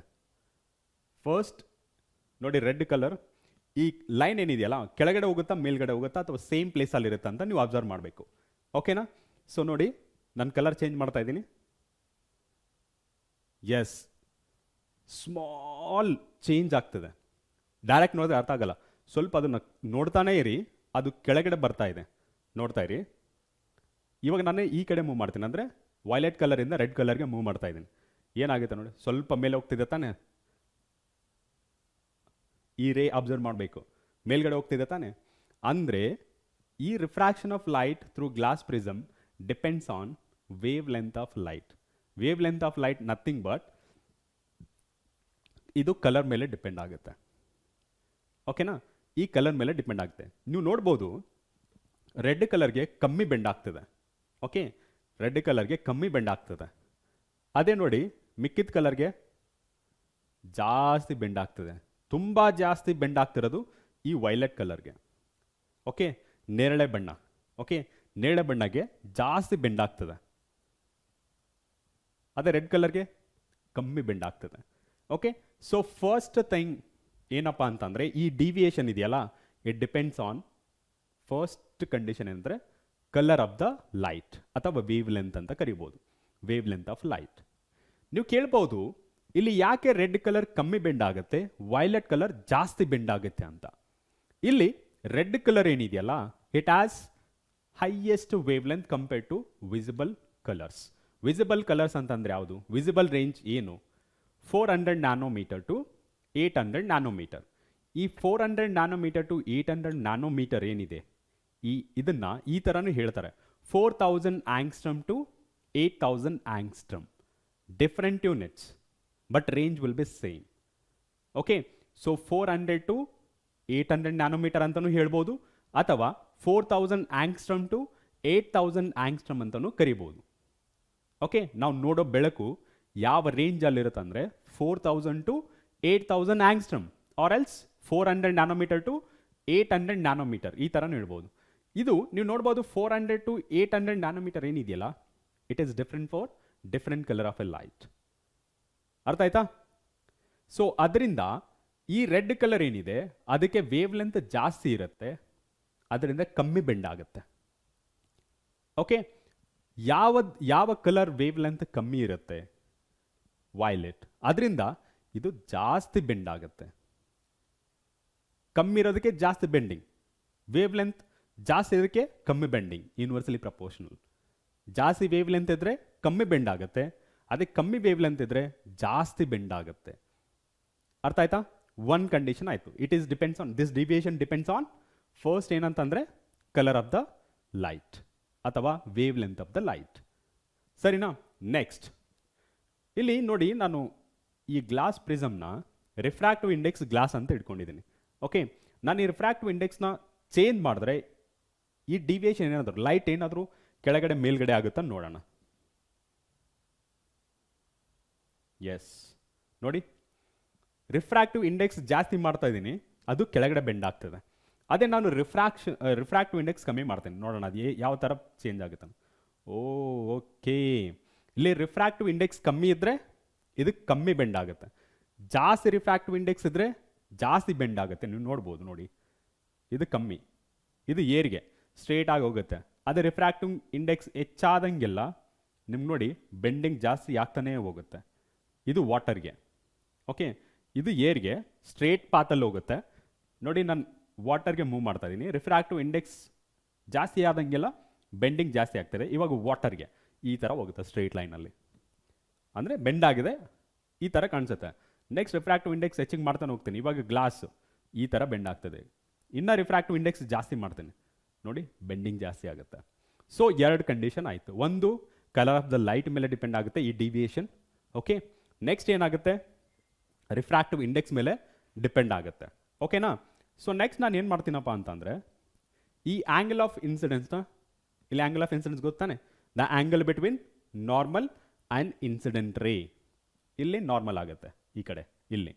ಸೊ ನೋಡೋಣ ಇದೇನಾದ್ರು ಚೇಂಜ್ ಆಗುತ್ತಾ. ಓಕೆ ನೋಡಿ, ಆ್ಯಂಗಲ್ ಆಫ್ ಇನ್ಸಿಡೆನ್ಸ್ ಕಮ್ಮಿ ಇದ್ದರೆ ಈ ಬೆಂಡಿಂಗ್ ಕಮ್ಮಿ ಇರುತ್ತೆ, ಅದೇ ಆ್ಯಂಗಲ್ ಆಫ್ ಇನ್ಸಿಡೆನ್ಸ್ ಜಾಸ್ತಿ ಇದ್ದರೆ ಬೆಂಡಿಂಗ್ ಜಾಸ್ತಿ ಆಗುತ್ತೆ. It is also depends on angle of incidence. ನೋಡಿ ಕಾಣಿಸ್ತಾ ಇದೆನಾ, ಬೆಂಡಿಂಗ್ ಆಫ್ ಲೈಟ್ ಆ ಕಡೆ ಹೋಯ್ತು, ಪ್ರಿಸಮ್ ಆಚೆ ಹೋಯ್ತು. ನೋಡಿ ಆ್ಯಂಗಲ್ ಆಫ್ ಇನ್ಸಿಡೆನ್ಸ್ ಜಾಸ್ತಿ ಮಾಡ್ದಂಗೆಲ್ಲ ಇದು ಜಾಸ್ತಿ ಆಗ್ತಿದೆ ಅಲ್ವಾ. So easily we can say that ಈ refraction of a monochromatic light through glass prism depends on three factors. First one, color of the light. Second one, refractive index of the medium. ಇಲ್ಲಿ medium ಯಾವ ತೊಗೊಂಡಿದ್ದೀವಿ, glass medium. Okay, glass prism ತೊಗೊಂಡಿದ್ದೀವಿ. ಅದೇ refractive index ಜಾಸ್ತಿ ತೊಗೊಂಡ್ರೆ ಜಾಸ್ತಿ bend ಆಗುತ್ತೆ. ಜಾಸ್ತಿ ಬೆಂಡ್ ಆದಾಗ ಡಿವಿಯೇಷನ್ನು ಜಾಸ್ತಿ ಆಗುತ್ತೆ. ಬೆಂಡಿಂಗ್ ನಥಿಂಗ್ ಬಟ್ ಡಿವಿಯೇಷನ್ ಅಲ್ವಾ. ಸೊ ಫಸ್ಟ್ ಹಿಂಗೆ ಹೋಗ್ತಿತ್ತು, ಅದೇನಾಗ್ತಿದೆ, ಬೆಂಡ್ ಆಗ್ತಿದೆ. ಈ ಆ್ಯಂಗಲ್ ಏನು ಫಾರ್ಮ್ ಆಗುತ್ತಲ್ಲ ಅದನ್ನು ನಾವು ಡಿವಿಯೇಷನ್ ಆಫ್ ಪ್ರಿಸಮ್ ಅಂತ ಕರಿತಿರೋದು, deviation produce by the prism. Okay, last one ಏನು, ಆ್ಯಂಗಲ್ ಆಫ್ ಇನ್ಸಿಡೆನ್ಸ್. ಈ ಮೂರು ಕ್ವಾಂಟಿಟಿ ಮೇಲೆ ಅಥವಾ ಫ್ಯಾಕ್ಟರ್ಸ್ ಮೇಲೆ ಡಿಪೆಂಡ್ ಆಗಿರುತ್ತೆ. ಇಲ್ಲಿ ನೀವು ಇಂಪಾರ್ಟೆಂಟ್ ಥಿಂಗ್ ಅರ್ಥ ಮಾಡ್ಕೋಬೇಕಾಗಿರೋದು ಏನಪ್ಪ ಅಂತಂದರೆ, ದಿಸ್ ಡಿವಿಯೇಷನ್ ಅಥವಾ refraction through glass prism does not depends on size of the prism. ಅದು ಚಿಕ್ಕದಾಗಿರ್ಬೋದು ಅಥವಾ ತುಂಬ ದೊಡ್ಡದಾಗಿರ್ಬೋದು, ಅದೇನು ಡಿಫ್ರೆನ್ಸ್ ಆಗಲ್ಲ. ಓಕೆ, ಸೊ ಏನಾಗುತ್ತೆ, ಡಿವಿಯೇಷನ್ ವಿಲ್ ರಿಮೈನ್ ಸೇಮ್. ಚಿಕ್ಕ ಪ್ರಿಸಮ್ ಆದರೂ ತೊಗೊಳ್ಳಿ, ದೊಡ್ಡ ಪ್ರಿಸಮ್ ಆದರೂ ತೊಗೊಳ್ಳಿ, ಆ angle ಏನಿರುತ್ತಲ್ಲ, deviation produced by the prism, it will remain same. So it depends on refractive index of the medium, color of the light, last one angle of incidence, but does not depends on size of the prism. ಚಿಕ್ಕದಾದ್ರೂ ಪರವಾಗಿಲ್ಲ, ದೊಡ್ಡದಾದ್ರೂ ಪರವಾಗಿಲ್ಲ. ಅರ್ಥ ಆಯ್ತಾ? It does not depends on dimensions of the prism, simple ಆಗಿ ಹೇಳ್ಬೇಕಂತಂದ್ರೆ. Okay, so ಇಷ್ಟ ಆಯಿತು. So ಇದು simulation ಪ್ರಕಾರ ಆಯಿತು. ಇಲ್ಲಿ ನಾವು ನೋಡೋಣ ಯಾವ ಥರ ಮಾಡ್ಬೋದು ಅನ್ನೋದು. ಸೊ ಫಸ್ಟ್ ನಾನು ಪ್ರಿಸಮ್ ತೊಗೋತೀನಿ, ಪ್ರಿಸಮ್ ತೊಗೊಂಡೆ. ಓಕೆನಾ? ಸೊ ಇಲ್ಲಿ ಪ್ರಿಸಮ್ ತೊಗೋತಿದ್ದೀನಿ. ಸೊ ಫಸ್ಟ್ ನಾನು ಏನು ಮಾಡ್ತೀನಪ್ಪ ಅಂತಂದರೆ, ನೇಮ್ ಮಾಡ್ತೀನಿ. So this is A and this is B and this is C. ಇಲ್ಲಿ ಎ ಬಿ ಸಿ ಅನ್ನೋದು a prism. Okay, A B ಅನ್ನೋದು ಫಸ್ಟ್ ಫೇಸ್ ಆದರೆ ಎ ಸಿ ಅನ್ನೋದು second face. Okay, face of the prism. ಎಷ್ಟು faces ಇದೆ? ಎರಡು faces ಇದೆ. A B is the first face, A C is the second face. ಇವಾಗ ನಾನು ಏನು ಮಾಡ್ತೀನಪ್ಪ ಅಂತಂದರೆ, ಇನ್ಸಿಡೆಂಟ್ ರೇ ತೊಗೋತೀನಿ. ಇನ್ಸಿಡೆಂಟ್ ರೇ ಎಲ್ಲಿಂದ? ಇಲ್ಲಿಂದ ತೊಗೋತೀನಿ ಅಂದ್ಕೊಳ್ಳಿ.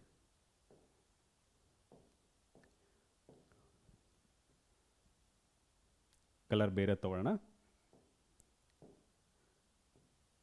ಇನ್ಸಿಡೆಂಟ್ ರೇ. ಓಕೆ, ಇದು ಇನ್ಸಿಡೆಂಟ್ ರೇ ಆಯಿತು. ನಮಗೆ ಇದೇನಾದರೂ ಸಪೋಸ್ ಪ್ರಿಸಮ್ ಇರಲಿಲ್ಲ ಅಂದರೆ ಯಾವ ಥರ ಹೋಗ್ತಿತ್ತು ಇದು? Line in a straight way ಅಲ್ವಾ, ಇದು ಸ್ಟ್ರೇಟ್ ಆಗಿ ಹೋಗ್ತಿತ್ತು. ಬಟ್ ಏನಿದೆ ಇಲ್ಲಿ, ನಮಗೆ ಪ್ರಿಸಮ್ ಇದೆ, ಟ್ರಾನ್ಸ್ಪರೆಂಟ್ ಮೀಡಿಯಮ್ ಇದೆ, ರಿಫ್ರಾಕ್ಟಿವ್ ಇಂಡೆಕ್ಸ್ ಜಾಸ್ತಿ ಆಗುತ್ತೆ. ಇದು ಏರ್ ಮೀಡಿಯಮ್ ಅಂದ್ಕೊಳ್ಳಿ, ಹೊರಗಡೆ ಇರೋದು ಏರ್ ಮೀಡಿಯಮ್, ಇದು ಗ್ಲಾಸ್ ಮೀಡಿಯಮ್.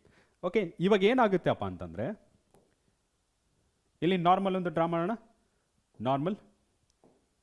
ಸೊ ನಾರ್ಮಲ್ ಎಲ್ಲಿ ಪಾಯಿಂಟ್ ಆಫ್ ಇನ್ಸಿಡೆನ್ಸಿಂದ ತಗೋಬೇಕು. ಇದು ನಾರ್ಮಲ್ ಆಯಿತು. ಓಕೆ, ಇದು ನಾರ್ಮಲ್. ಈ ನಾರ್ಮಲ್ ಇಂದ ಯಾವ ಥರ ರೇ ಬೆಂಡ್ ಆಗುತ್ತೆ? ಅವೇ ಫ್ರಮ್ ದ ನಾರ್ಮಲ್ ಅಥವಾ towards the normal?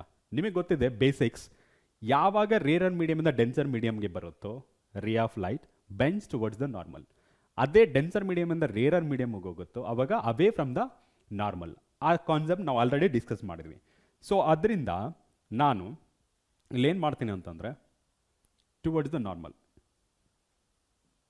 Towards the normal ಈ ಥರ. ಓಕೆನಾ? ಇದು ರಿಫ್ರಾಕ್ಟೆಡ್ ರೇ. ಮತ್ತೆ ಇಲ್ಲಾದ್ಮೇಲೆ ನಾರ್ಮಲ್ ಡ್ರಾ ಮಾಡ್ಕೋಬೇಕು ತಾನೆ. ನಾರ್ಮಲ್ ಯಾವ ಥರ ಇರುತ್ತೆ?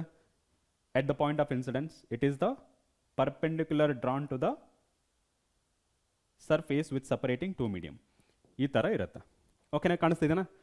ಇಲ್ಲಿಂದ ನೆಕ್ಸ್ಟ್ ಡೆನ್ಸರ್ ಮೀಡಿಯಮಿಂದ ರೇರರ್ ಮೀಡಿಯಮ್ಗೆ ಬರ್ತಾ ಇದೆ. ಡೆನ್ಸರ್ ಮೀಡಿಯಮಿಂದ ರೇರರ್ ಮೀಡಿಯಮ್ ಇವಾಗ ಯಾವ ಥರ ಬೆಂಡ್ ಆಗುತ್ತೆ? ಟುವರ್ಡ್ಸ್ ದ ನಾರ್ಮಲ್ಲ, ಅವೇ ಫ್ರಮ್ ದ ನಾರ್ಮಲ್ಲ? ನಮಗೆ ಗೊತ್ತಿದೆ away from the normal, because it is coming out from the denser medium. ಅಂದರೆ ಸ್ಪೀಡ್ ಜಾಸ್ತಿ ಆಗಿದೆ. ಸ್ಪೀಡ್ ಜಾಸ್ತಿ ಆಗಿರೋದ್ರಿಂದ it moves away from the normal. Away from the normal ಈ ಥರ ಆಗುತ್ತೆ.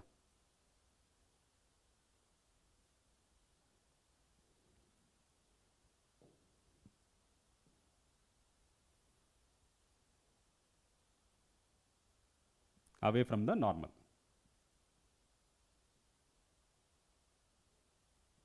ಇಷ್ಟೇ ನೋಡಿ, ನೇಮಿಂಗ್ ಮಾಡೋಣ.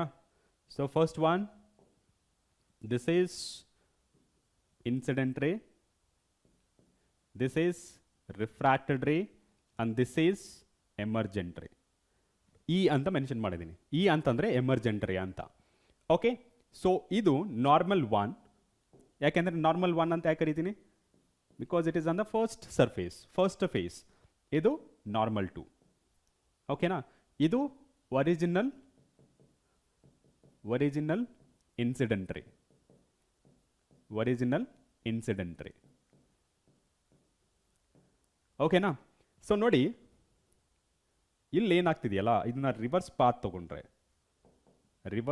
ತಗೊಂಡ್ರೆ ಈ ಥರ ಹೋಗುತ್ತೆ. ಓಕೆ, ಸೊ ಇಲ್ಲಿ ಆಂಗಲ್ ಏನು ಫಾರ್ಮ್ ಆಗಿದೆಯಲ್ಲ, ಇದನ್ನೇ ಆಂಗಲ್ ಆಫ್ ಡಿವಿಯೇಷನ್ ಅಂತ ಕರಿತೀವಿ. ಇಲ್ಲಿ ಆಂಗಲ್ ಆಫ್ ಡಿವಿಯೇಷನ್. ಸೊ ಈ ಆಂಗಲ್ ಆಫ್ ಡಿವಿಯೇಷನ್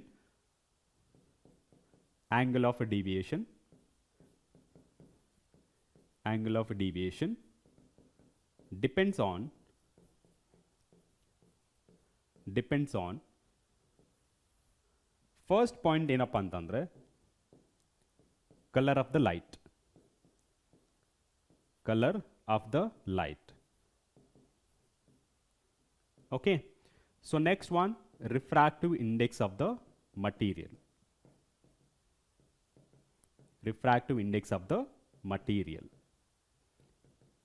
index ಜಾಸ್ತಿ ಇದ್ದಷ್ಟು ಈ angle of deviation ಜಾಸ್ತಿ ಆಗುತ್ತೆ. Last one, angle of incidence.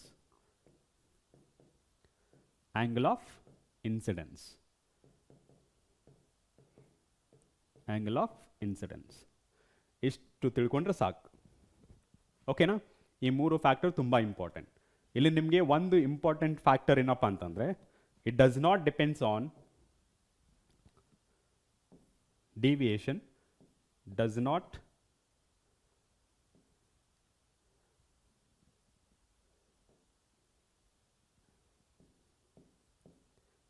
not depends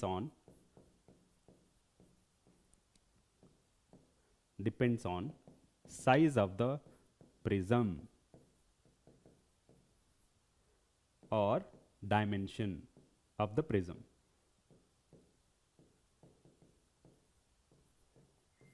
Dimensions of the prism. Ista. Okay, so istu the refraction of monochromatic light through glass prism. Okay, so istu ಈ concept ಬಗ್ಗೆ ಆಯಿತು. So next ಯಾವುದು? ಇವಾಗ ಮೋನೋಕ್ರೊಮ್ಯಾಟಿಕ್ light ತೊಗೊಂಡಿದ್ವಲ್ಲ, ಅದೇ ಮೋನೋಕ್ರೊಮ್ಯಾಟಿಕ್ light ಪ್ಲೇಸಲ್ಲಿ ನಾವು ಬೇರೆ use ಮಾಡಿದ್ರೆ ಏನಿರುತ್ತೆ? ಇವಾಗ ಮೋನೋಕ್ರೊಮ್ಯಾಟಿಕ್ ಇದೆ, ಅದೇ ನಾನು ಬೇರೆ ಕಲರ್ಸ್ ಆ್ಯಡ್ ಮಾಡ್ತೀನಿ.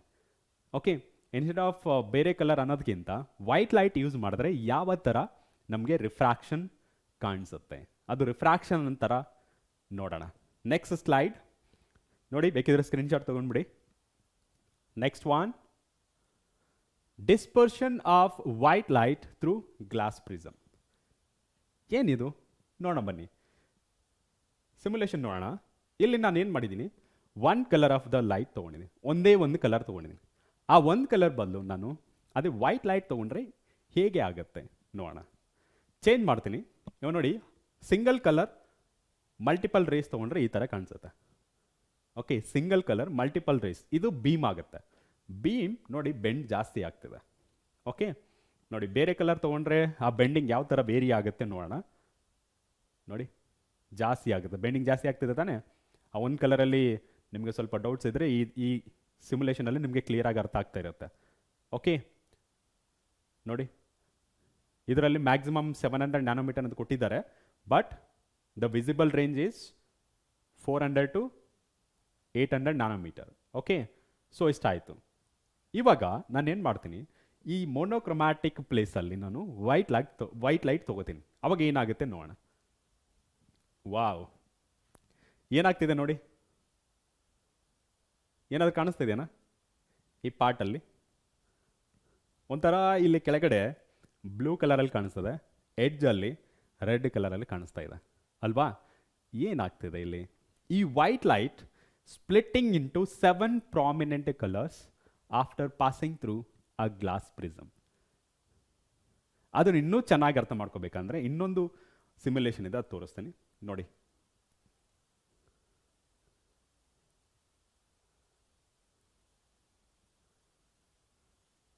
ಕಾಣಿಸ್ತಿದೆನಾ? ಏನಾಗ್ತಿಲ್ಲ, ಓಕೆನಾ?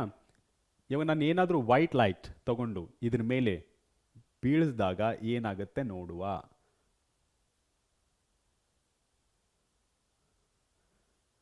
ಫಸ್ಟ್ ಏನಿದೆ, first line on the top red colour ಇದೆ, at the bottom it is a violet colour. Pink ಕಲರಲ್ಲಿ ಕಾಣಿಸ್ತಾ ಇದೆ, but it is a violet colour. ಅರ್ಥ ಆಗ್ತಿದೆನಾ? ಕಾಣಿಸ್ತಾ ಇದ್ದೇನೆ, ಇಲ್ಲಿ ವೈಟ್ ಕಲರ್ ಬರ್ತಾ ಇದೆ. ಇದನ್ನೇ ನಾವು ಡಿಸ್ಪರ್ಷನ್ ಆಫ್ ಲೈಟ್ ಅಂತ ಹೇಳೋದು. Dispersion of light.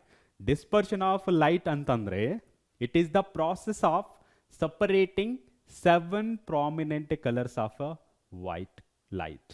ಅಂದರೆ ಈ ವೈಟ್ ಲೈಟ್ನ 7 ಪ್ರಾಮಿನೆಂಟ್ ಕಲರ್ಸ್ ಆಗಿ ಡಿವೈಡ್ ಮಾಡುತ್ತೆ, ಸಪರೇಟ್ ಮಾಡುತ್ತೆ. ಇಲ್ಲಿ ನೀವು ತಿಳ್ಕೊಬೇಕಾಗಿರೋದು ಏನಪ್ಪ ಅಂತಂದರೆ, this prism do not produce any colours. ಈ ಪ್ರಿಸಮ್ ಯಾವುದೇ ಥರ ಕಲರ್ನ ಪ್ರೊಡ್ಯೂಸ್ ಮಾಡಲ್ಲ, ಜಸ್ಟ್ ಏನು ಮಾಡುತ್ತೆ, ಆ ಕಲರ್ಸ್ನ ಸಪರೇಟ್ ಮಾಡುತ್ತೆ. ಯಾಕೆ ಅಂತಂದರೆ ಈ speed of lights off different colours ಏನಿದೆಯಲ್ಲ, ಅದು ಏರ್ ಮೀಡಿಯಮ್ ಮತ್ತು ವ್ಯಾಕ್ಯೂಮ್ ಮೀಡಿಯಮಲ್ಲಿ ಸೇಮ್ ಆಗಿರುತ್ತೆ, ಸ್ಪೀಡ್ ಸೇಮ್ ಇರುತ್ತೆ. ಅದೆಷ್ಟಿದೆ, 3 × 10⁸ ಮೀಟರ್ ಪರ್ ಸೆಕೆಂಡ್ ಇದೆಯಲ್ಲ, ಸೊ ಅದೇ ಎಲ್ಲ ಕಲರ್ಸ್ಗೂ ಸೇಮ್ ಇರುತ್ತೆ. ಇಲ್ಲಿ ನೋಡಿ ಎಷ್ಟು ಕಲರ್ಸ್ ಇದೆ, 1 2 3 4 5 6 7 7 ಇದೆ. ಸೊ 7 ಪ್ರಾಮಿನೆಂಟ್ ಕಲರ್ಸ್ ಇದೆ. ಈ 7 ಕಲರ್ಸ್ದು ಸ್ಪೀಡ್ ಏನಾಗಿರುತ್ತೆ in air R vacuum same ಆಗಿರುತ್ತೆ, 3 × 10⁸ ಮೀಟರ್ ಪರ್ ಸೆಕೆಂಡ್. ಇದೇ ಕಲರ್ಸ್ ನಾವು ಟ್ರಾನ್ಸ್ಪರೆಂಟ್ ಮೀಡಿಯಮ್ ಎಲ್ಲ ಹಾಕಿದಾಗ, ಗ್ಲಾಸ್ ಮೀಡಿಯಮ್ ಆಗಿರ್ಬೋದು ಅಥವಾ ವಾಟರ್ ಮೀಡಿಯಮ್ ಆಗಿರ್ಬೋದು, ಈ ಸ್ಪೀಡ್ ಏನಾಗುತ್ತೆ, ಡಿಫ್ರೆಂಟ್ ಆಗಿರುತ್ತೆ based on its wave length. ಯಾವ ಕಲರ್ಗೆ ವೇವ್ ಲೆಂತ್ ಜಾಸ್ತಿ ಇರುತ್ತೋ ಆ light, colour of the light ಜಾಸ್ತಿ ಸ್ಪೀಡಲ್ಲಿ ಹೋಗುತ್ತೆ. ಆ ಜಾಸ್ತಿ ಸ್ಪೀಡ್ ಹೋದಾಗ bending will be less. Bending ಅಂದರೆ ರಿಫ್ರಾಕ್ಷನ್ ಗೊತ್ತು ತಾನೆ? Okay, bending will be less. ಯಾವುದಕ್ಕೆ ವೇವ್ ಲೆಂತ್ ಕಮ್ಮಿ ಇರುತ್ತೋ ಹಾಗೆ ಯಾವುದು ಕಮ್ಮಿ ಸ್ಪೀಡಲ್ಲಿ ಹೋಗುತ್ತೋ ಅದನ್ನು ಇಲ್ಲಿ ನೋಡ್ಬೋದು, ಬೆಂಡಿಂಗ್ ಜಾಸ್ತಿ ಇರುತ್ತೆ. ಅರ್ಥ ಆಯ್ತಾ? ಸೊ ಇಷ್ಟು ಡಿಸ್ಪರ್ಷನ್ ಆಫ್ ಲೈಟ್. ನೋಡಿ, still will be getting colours. ಈ ಥರ ಕಾಣಿಸ್ತಾ ಇರುತ್ತೆ ನೋಡಿ, ಸಕ್ಕತ್ತಾಗಿ ಕಾಣಿಸ್ತಿದೆಯಲ್ಲ, ಕ್ಲೀನಾಗಿ ಕಾಣಿಸ್ತಾ ಇದೆ, ಡಿಫ್ರೆಂಟ್ ಕಲರ್ಸ್. ಓಕೆ,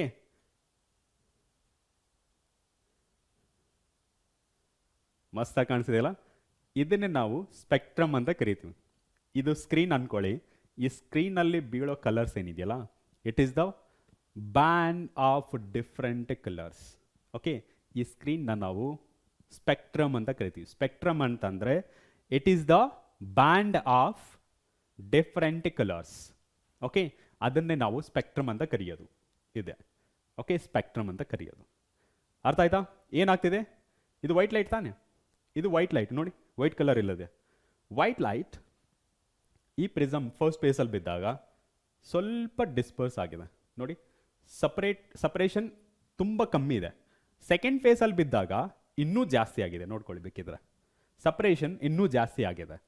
ಅಂದರೆ ಈ ಫಸ್ಟ್ ಫೇಸ್ ಮತ್ತು ಸೆಕೆಂಡ್ ಫೇಸ್ ಏನಿದೆಯಲ್ಲ, ಈ ಫಸ್ಟ್ ಫೇಸಲ್ಲೂ ರಿಫ್ರಾಕ್ಷನ್ ಆಗ್ತದೆ, ಸೆಕೆಂಡ್ ಫೇಸಲ್ಲೂ ರಿಫ್ರಾಕ್ಷನ್ ಆಗ್ತದೆ, ಈ ಮಧ್ಯದಲ್ಲಿ ಏನಾಗಿದೆಯಲ್ಲ ಸಪರೇಷನ್ ಆಗ್ತಿದೆ. ಇದನ್ನೇ ಡಿಸ್ಪರ್ಷನ್ ಆಫ್ ವೈಟ್ ಲೈಟ್ ಅಂತ ಕರೆಯೋದು. ಅರ್ಥ ಆಯ್ತಾ? ಸೊ ಇದನ್ನೇ ನಾವು ಡ್ರಾ ಮಾಡಿ ನೋಡೋಣ, ಹೇಗೆ ಡ್ರಾ ಮಾಡೋದು. So first thing you need to write a definition of dispersion. Okay, definition of dispersion. Dispersion of white light. Dispersion of white light. Dispersion of white light. ಏನಂತ ಬರಿಬೋದು? ಜಸ್ಟ್ ನೋಡಿದ್ವಲ್ಲ, it is the process. ನಮಗೆ ಗೊತ್ತು ಏನು process? The process of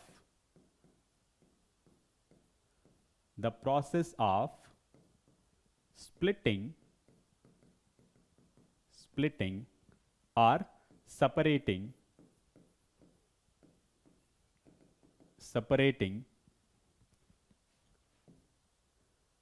white light into 7 prominent colors by passing it through glass prism. ಓಕೆನಾ? ಇಷ್ಟಾಯಿತು. ಇದರಲ್ಲಿ important note ಏನಂತಂದ್ರೆ, note prism do not produce any colour. ಇಲ್ಲಿ ನೀವು ಗೊತ್ತಾಗಬೇಕು, ಈ ಪ್ರಿಸಮ್ ಏನಿದೆಯಲ್ಲ ಅದು ಯಾವುದೇ ಥರ ಕಲರ್ ಪ್ರೊಡ್ಯೂಸ್ ಮಾಡಲ್ಲ, but it separates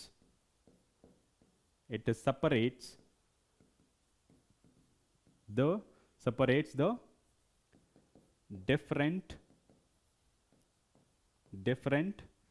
colours.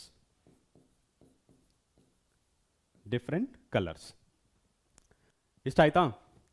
So ಇಲ್ಲಿ ನಾವು ಪ್ರಾಕ್ಟಿಕಲ್ ಆಗಿ ಹೇಗೆ ಡ್ರಾ ಮಾಡೋದಂತ ತೋರಿಸ್ತೀನಿ, ಕ್ಲೀನಾಗಿ ನೋಡ್ಕೊಳ್ಳಿ.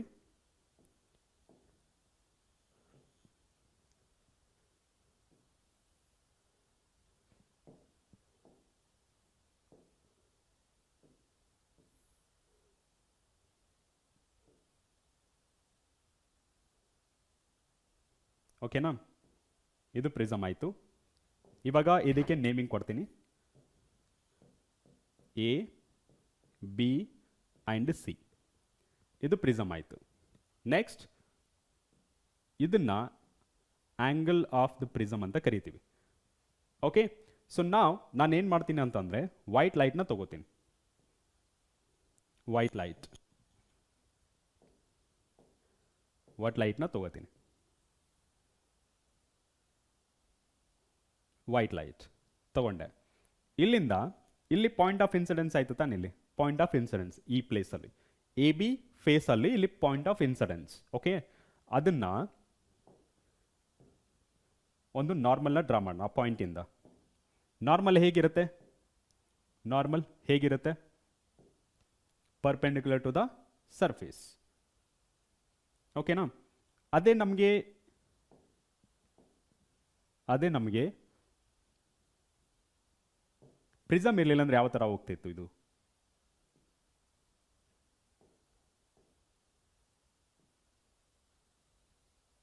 ಈ ಥರ ಹೋಗ್ತಿತ್ತು ತಾನೆ.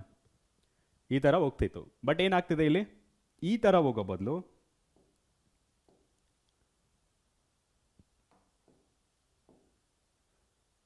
ಫಸ್ಟ್ ಡಿಸ್ಪರ್ಷನ್ ಆಗುತ್ತೆ. ಫಸ್ಟ್ ಹೇಗೆ ಡಿಸ್ಪರ್ಷನ್ ಆಗುತ್ತೆ ಅನ್ನೋದು ನೋಡೋಣ. ಇಲ್ಲಿ ಇನ್ಸೈಡ್ ದ ಪ್ರಿಸಮ್ ಯಾವ ಥರ ರೇ ಬೆಂಡ್ ಆಗುತ್ತೆ, ಡಿವಿಯೇಷನ್ ಪ್ರೊಡ್ಯೂಸ್ ಆಗುತ್ತೆ, ರಿಫ್ರಾಕ್ಷನ್ ಆಗುತ್ತೆ. ಫಸ್ಟ್ ಫೇಸಲ್ಲೇ ರಿಫ್ರಾಕ್ಷನ್ ಟೇಕ್ಸ್ ಪ್ಲೇಸ್. ಆ ರಿಫ್ರಾಕ್ಷನ್ ಕಾನ್ಸೆಪ್ಟ್ ಪ್ರಕಾರ ಇದು ರೇರರ್ ಮೀಡಿಯಮಿಂದ ಡೆನ್ಸರ್ ಮೀಡಿಯಮ್ಗೆ ಹೋಗ್ತಾ ಇದೆ. ಅಂದರೆ ಇನ್ಸೈಡ್ ದ ಪ್ರಿಸಮ್ ರೇ ಯಾವ ಥರ ಬೆಂಡ್ ಆಗಬೇಕು, towards the ನಾರ್ಮಲ, away from the ನಾರ್ಮಲ. ನಮಗೆ ಗೊತ್ತಿದೆ, when ray of light travelling from rarer medium to denser medium, it is always bends towards the normal. Towards the normal ಅಂತಂದರೆ ಈ ಥರ ಅನ್ಕೊಳ್ಳೋಣ. ಓಕೆ, ಇಲ್ಲಿ ಬಂದ ಮೇಲೆ ಇದು ಒಂದು ಸರ್ಫೇಸೇ. ಈ ಸರ್ಫೇಸಿಂದ ಒಂದು ನಾರ್ಮಲ್, ಇಲ್ಲಿ ತುಂಬ ನಾರ್ಮಲ್ಗಳು ಬರೆದ್ರೆ ಡಯಾಗ್ರಾಮ್ ಅಷ್ಟೊಂದು ಚೆನ್ನಾಗಿ ಕಾಣಿಸಲ್ಲ, ಬಟ್ ಇಮ್ಯಾಜಿನ್ ಮಾಡ್ಕೊಳ್ಳಿ ಇದೇ ಥರ ಒಂದು ನಾರ್ಮಲ್ ಬರೆದ್ರೆ ಇದು ಇವಾಗ ಡೆನ್ಸರ್ ಮೀಡಿಯಮಿಂದ ರೇರರ್ ಮೀಡಿಯಮ್ಗೆ ಬರ್ತಾ ಇದೆ. ಡೆನ್ಸರ್ ಮೀಡಿಯಮಿಂದ ರೇರರ್ ಮೀಡಿಯಮ್ಗೆ ಬಂದರೆ ಅದೇನಾಗುತ್ತೆ, towards the ನಾರ್ಮಲ, away from the normal. After it is emerging from the face A C, it is bends away from the normal. Away from the normal ಅಂತಂದರೆ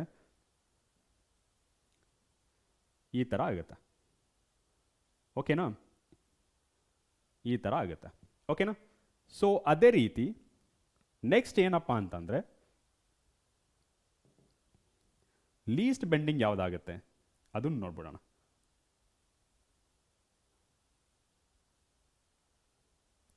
ಓಕೆ, ಸೊ ಇದು ಇಷ್ಟ ಆಯಿತು. ಮತ್ತೆ ಈ ಫೇಸಿಗೆ ಬಂದ ಮೇಲೆ A C is the second face.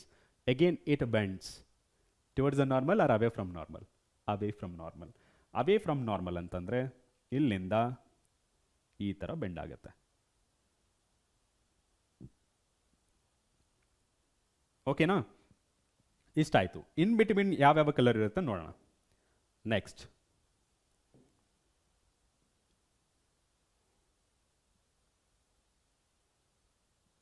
Second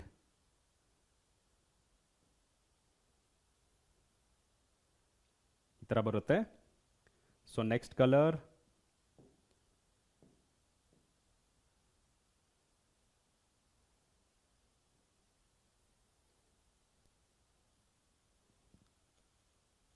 next color,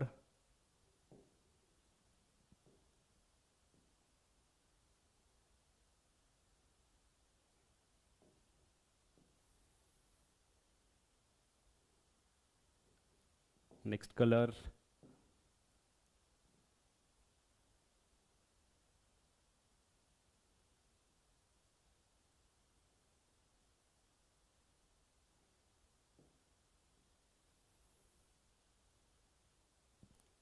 next color,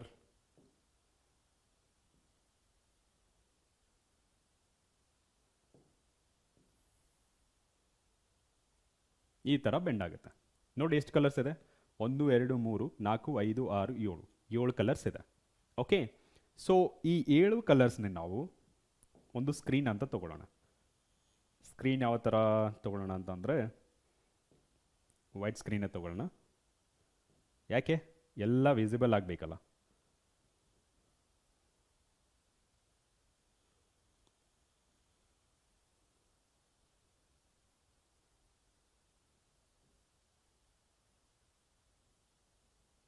ಎಲ್ಲ ವಿಸಿಬಲ್ ಆಗಬೇಕು, ಆದ್ದರಿಂದ ನಾನು ವೈಟ್ ಸ್ಕ್ರೀನ್ನ ತಗೋತಿದ್ದೀನಿ.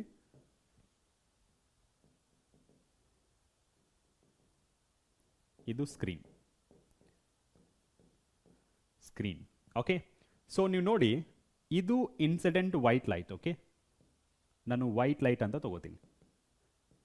ವೈಟ್ ಲೈಟ್, ಈ ವೈಟ್ ಲೈಟ್ ತೊಗೊಂಡಾದ್ಮೇಲೆ ಇದು original path, original incident ray. ಇಲ್ಲಿ ಲೈಟ್ ತೊಗೊಂಡಿರೋದ್ರಿಂದ ನಾನು ಲೈಟ್ ಅಂತಲೂ ಬರಿಬೋದು. ಇಷ್ಟ ಅರ್ಥ ಆಯ್ತಾ? ಇಲ್ಲಿ ಫಸ್ಟ್ ಏನಿದೆ, ಇದು ಫಸ್ಟ್ ಸಿಂಬಲ್. ಫಸ್ಟ್ ಇಲ್ಲಿ ಏನಂತಂದರೆ ಇದು ವಿ. ಓಕೆನಾ. Second letter, second line IndiGo. Okay, IndiGo. So next one blue. next one green, next one yellow, next one orange, next one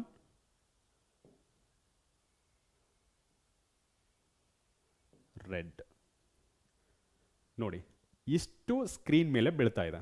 so ಇದನ್ನೇ the colours obtained on the screen way called as a spectrum. Okay, ಇದನ್ನ spectrum. So ನಾವು ಇಲ್ಲಿ ಯಾವ ಥರ ಬರಿಬಹುದು ಅಂತಂದ್ರೆ spectrum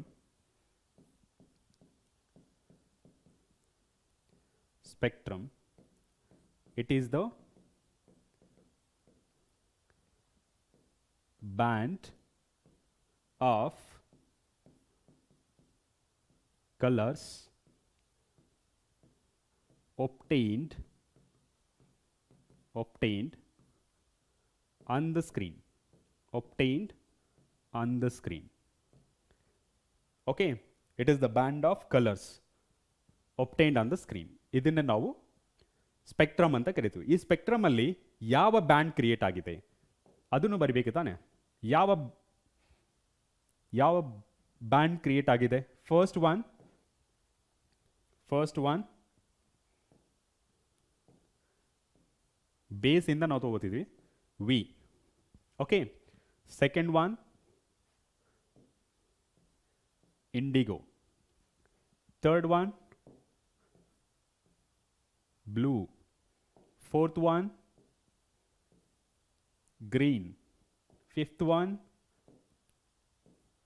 yellow, sixth one orange, seventh one red. ಇದನ್ನೇ ನಾವು band of colour ಅಥವಾ ಸ್ಪೆಕ್ಟ್ರಮ್ ಅಂತ ಕರಿತೀವಿ. ಓಕೆನಾ? ಈ ಪ್ಯಾಟರ್ನ್ ಅಲ್ಲಿ ಸಿಗುತ್ತೆ ನಿಮಗೆ ವೆಬ್ ಗಾಯರ್. ಅರ್ಥ ಆಗ್ತಿದೆಯಾ? ಇದನ್ನ ನಾವು dispersion of white light through glass prism ಅಂತ ಕರಿತೀವಿ. ಸೊ ಇಷ್ಟು ಬರೆದ್ರೆ, ಇಷ್ಟು ತಿಳ್ಕೊಂಡ್ರೆ ಸಾಕು. Dispersion of white light through glass prism. ಇಲ್ಲಿ ಪ್ರಿಸಮ್ ಮಿಸ್ ಆಗಿದೆ, ಇಲ್ಲಿ ಮೇಲೆ ಬರೀತೀನಿ ಗ್ಲಾಸ್ ಪ್ರಿಸಮ್.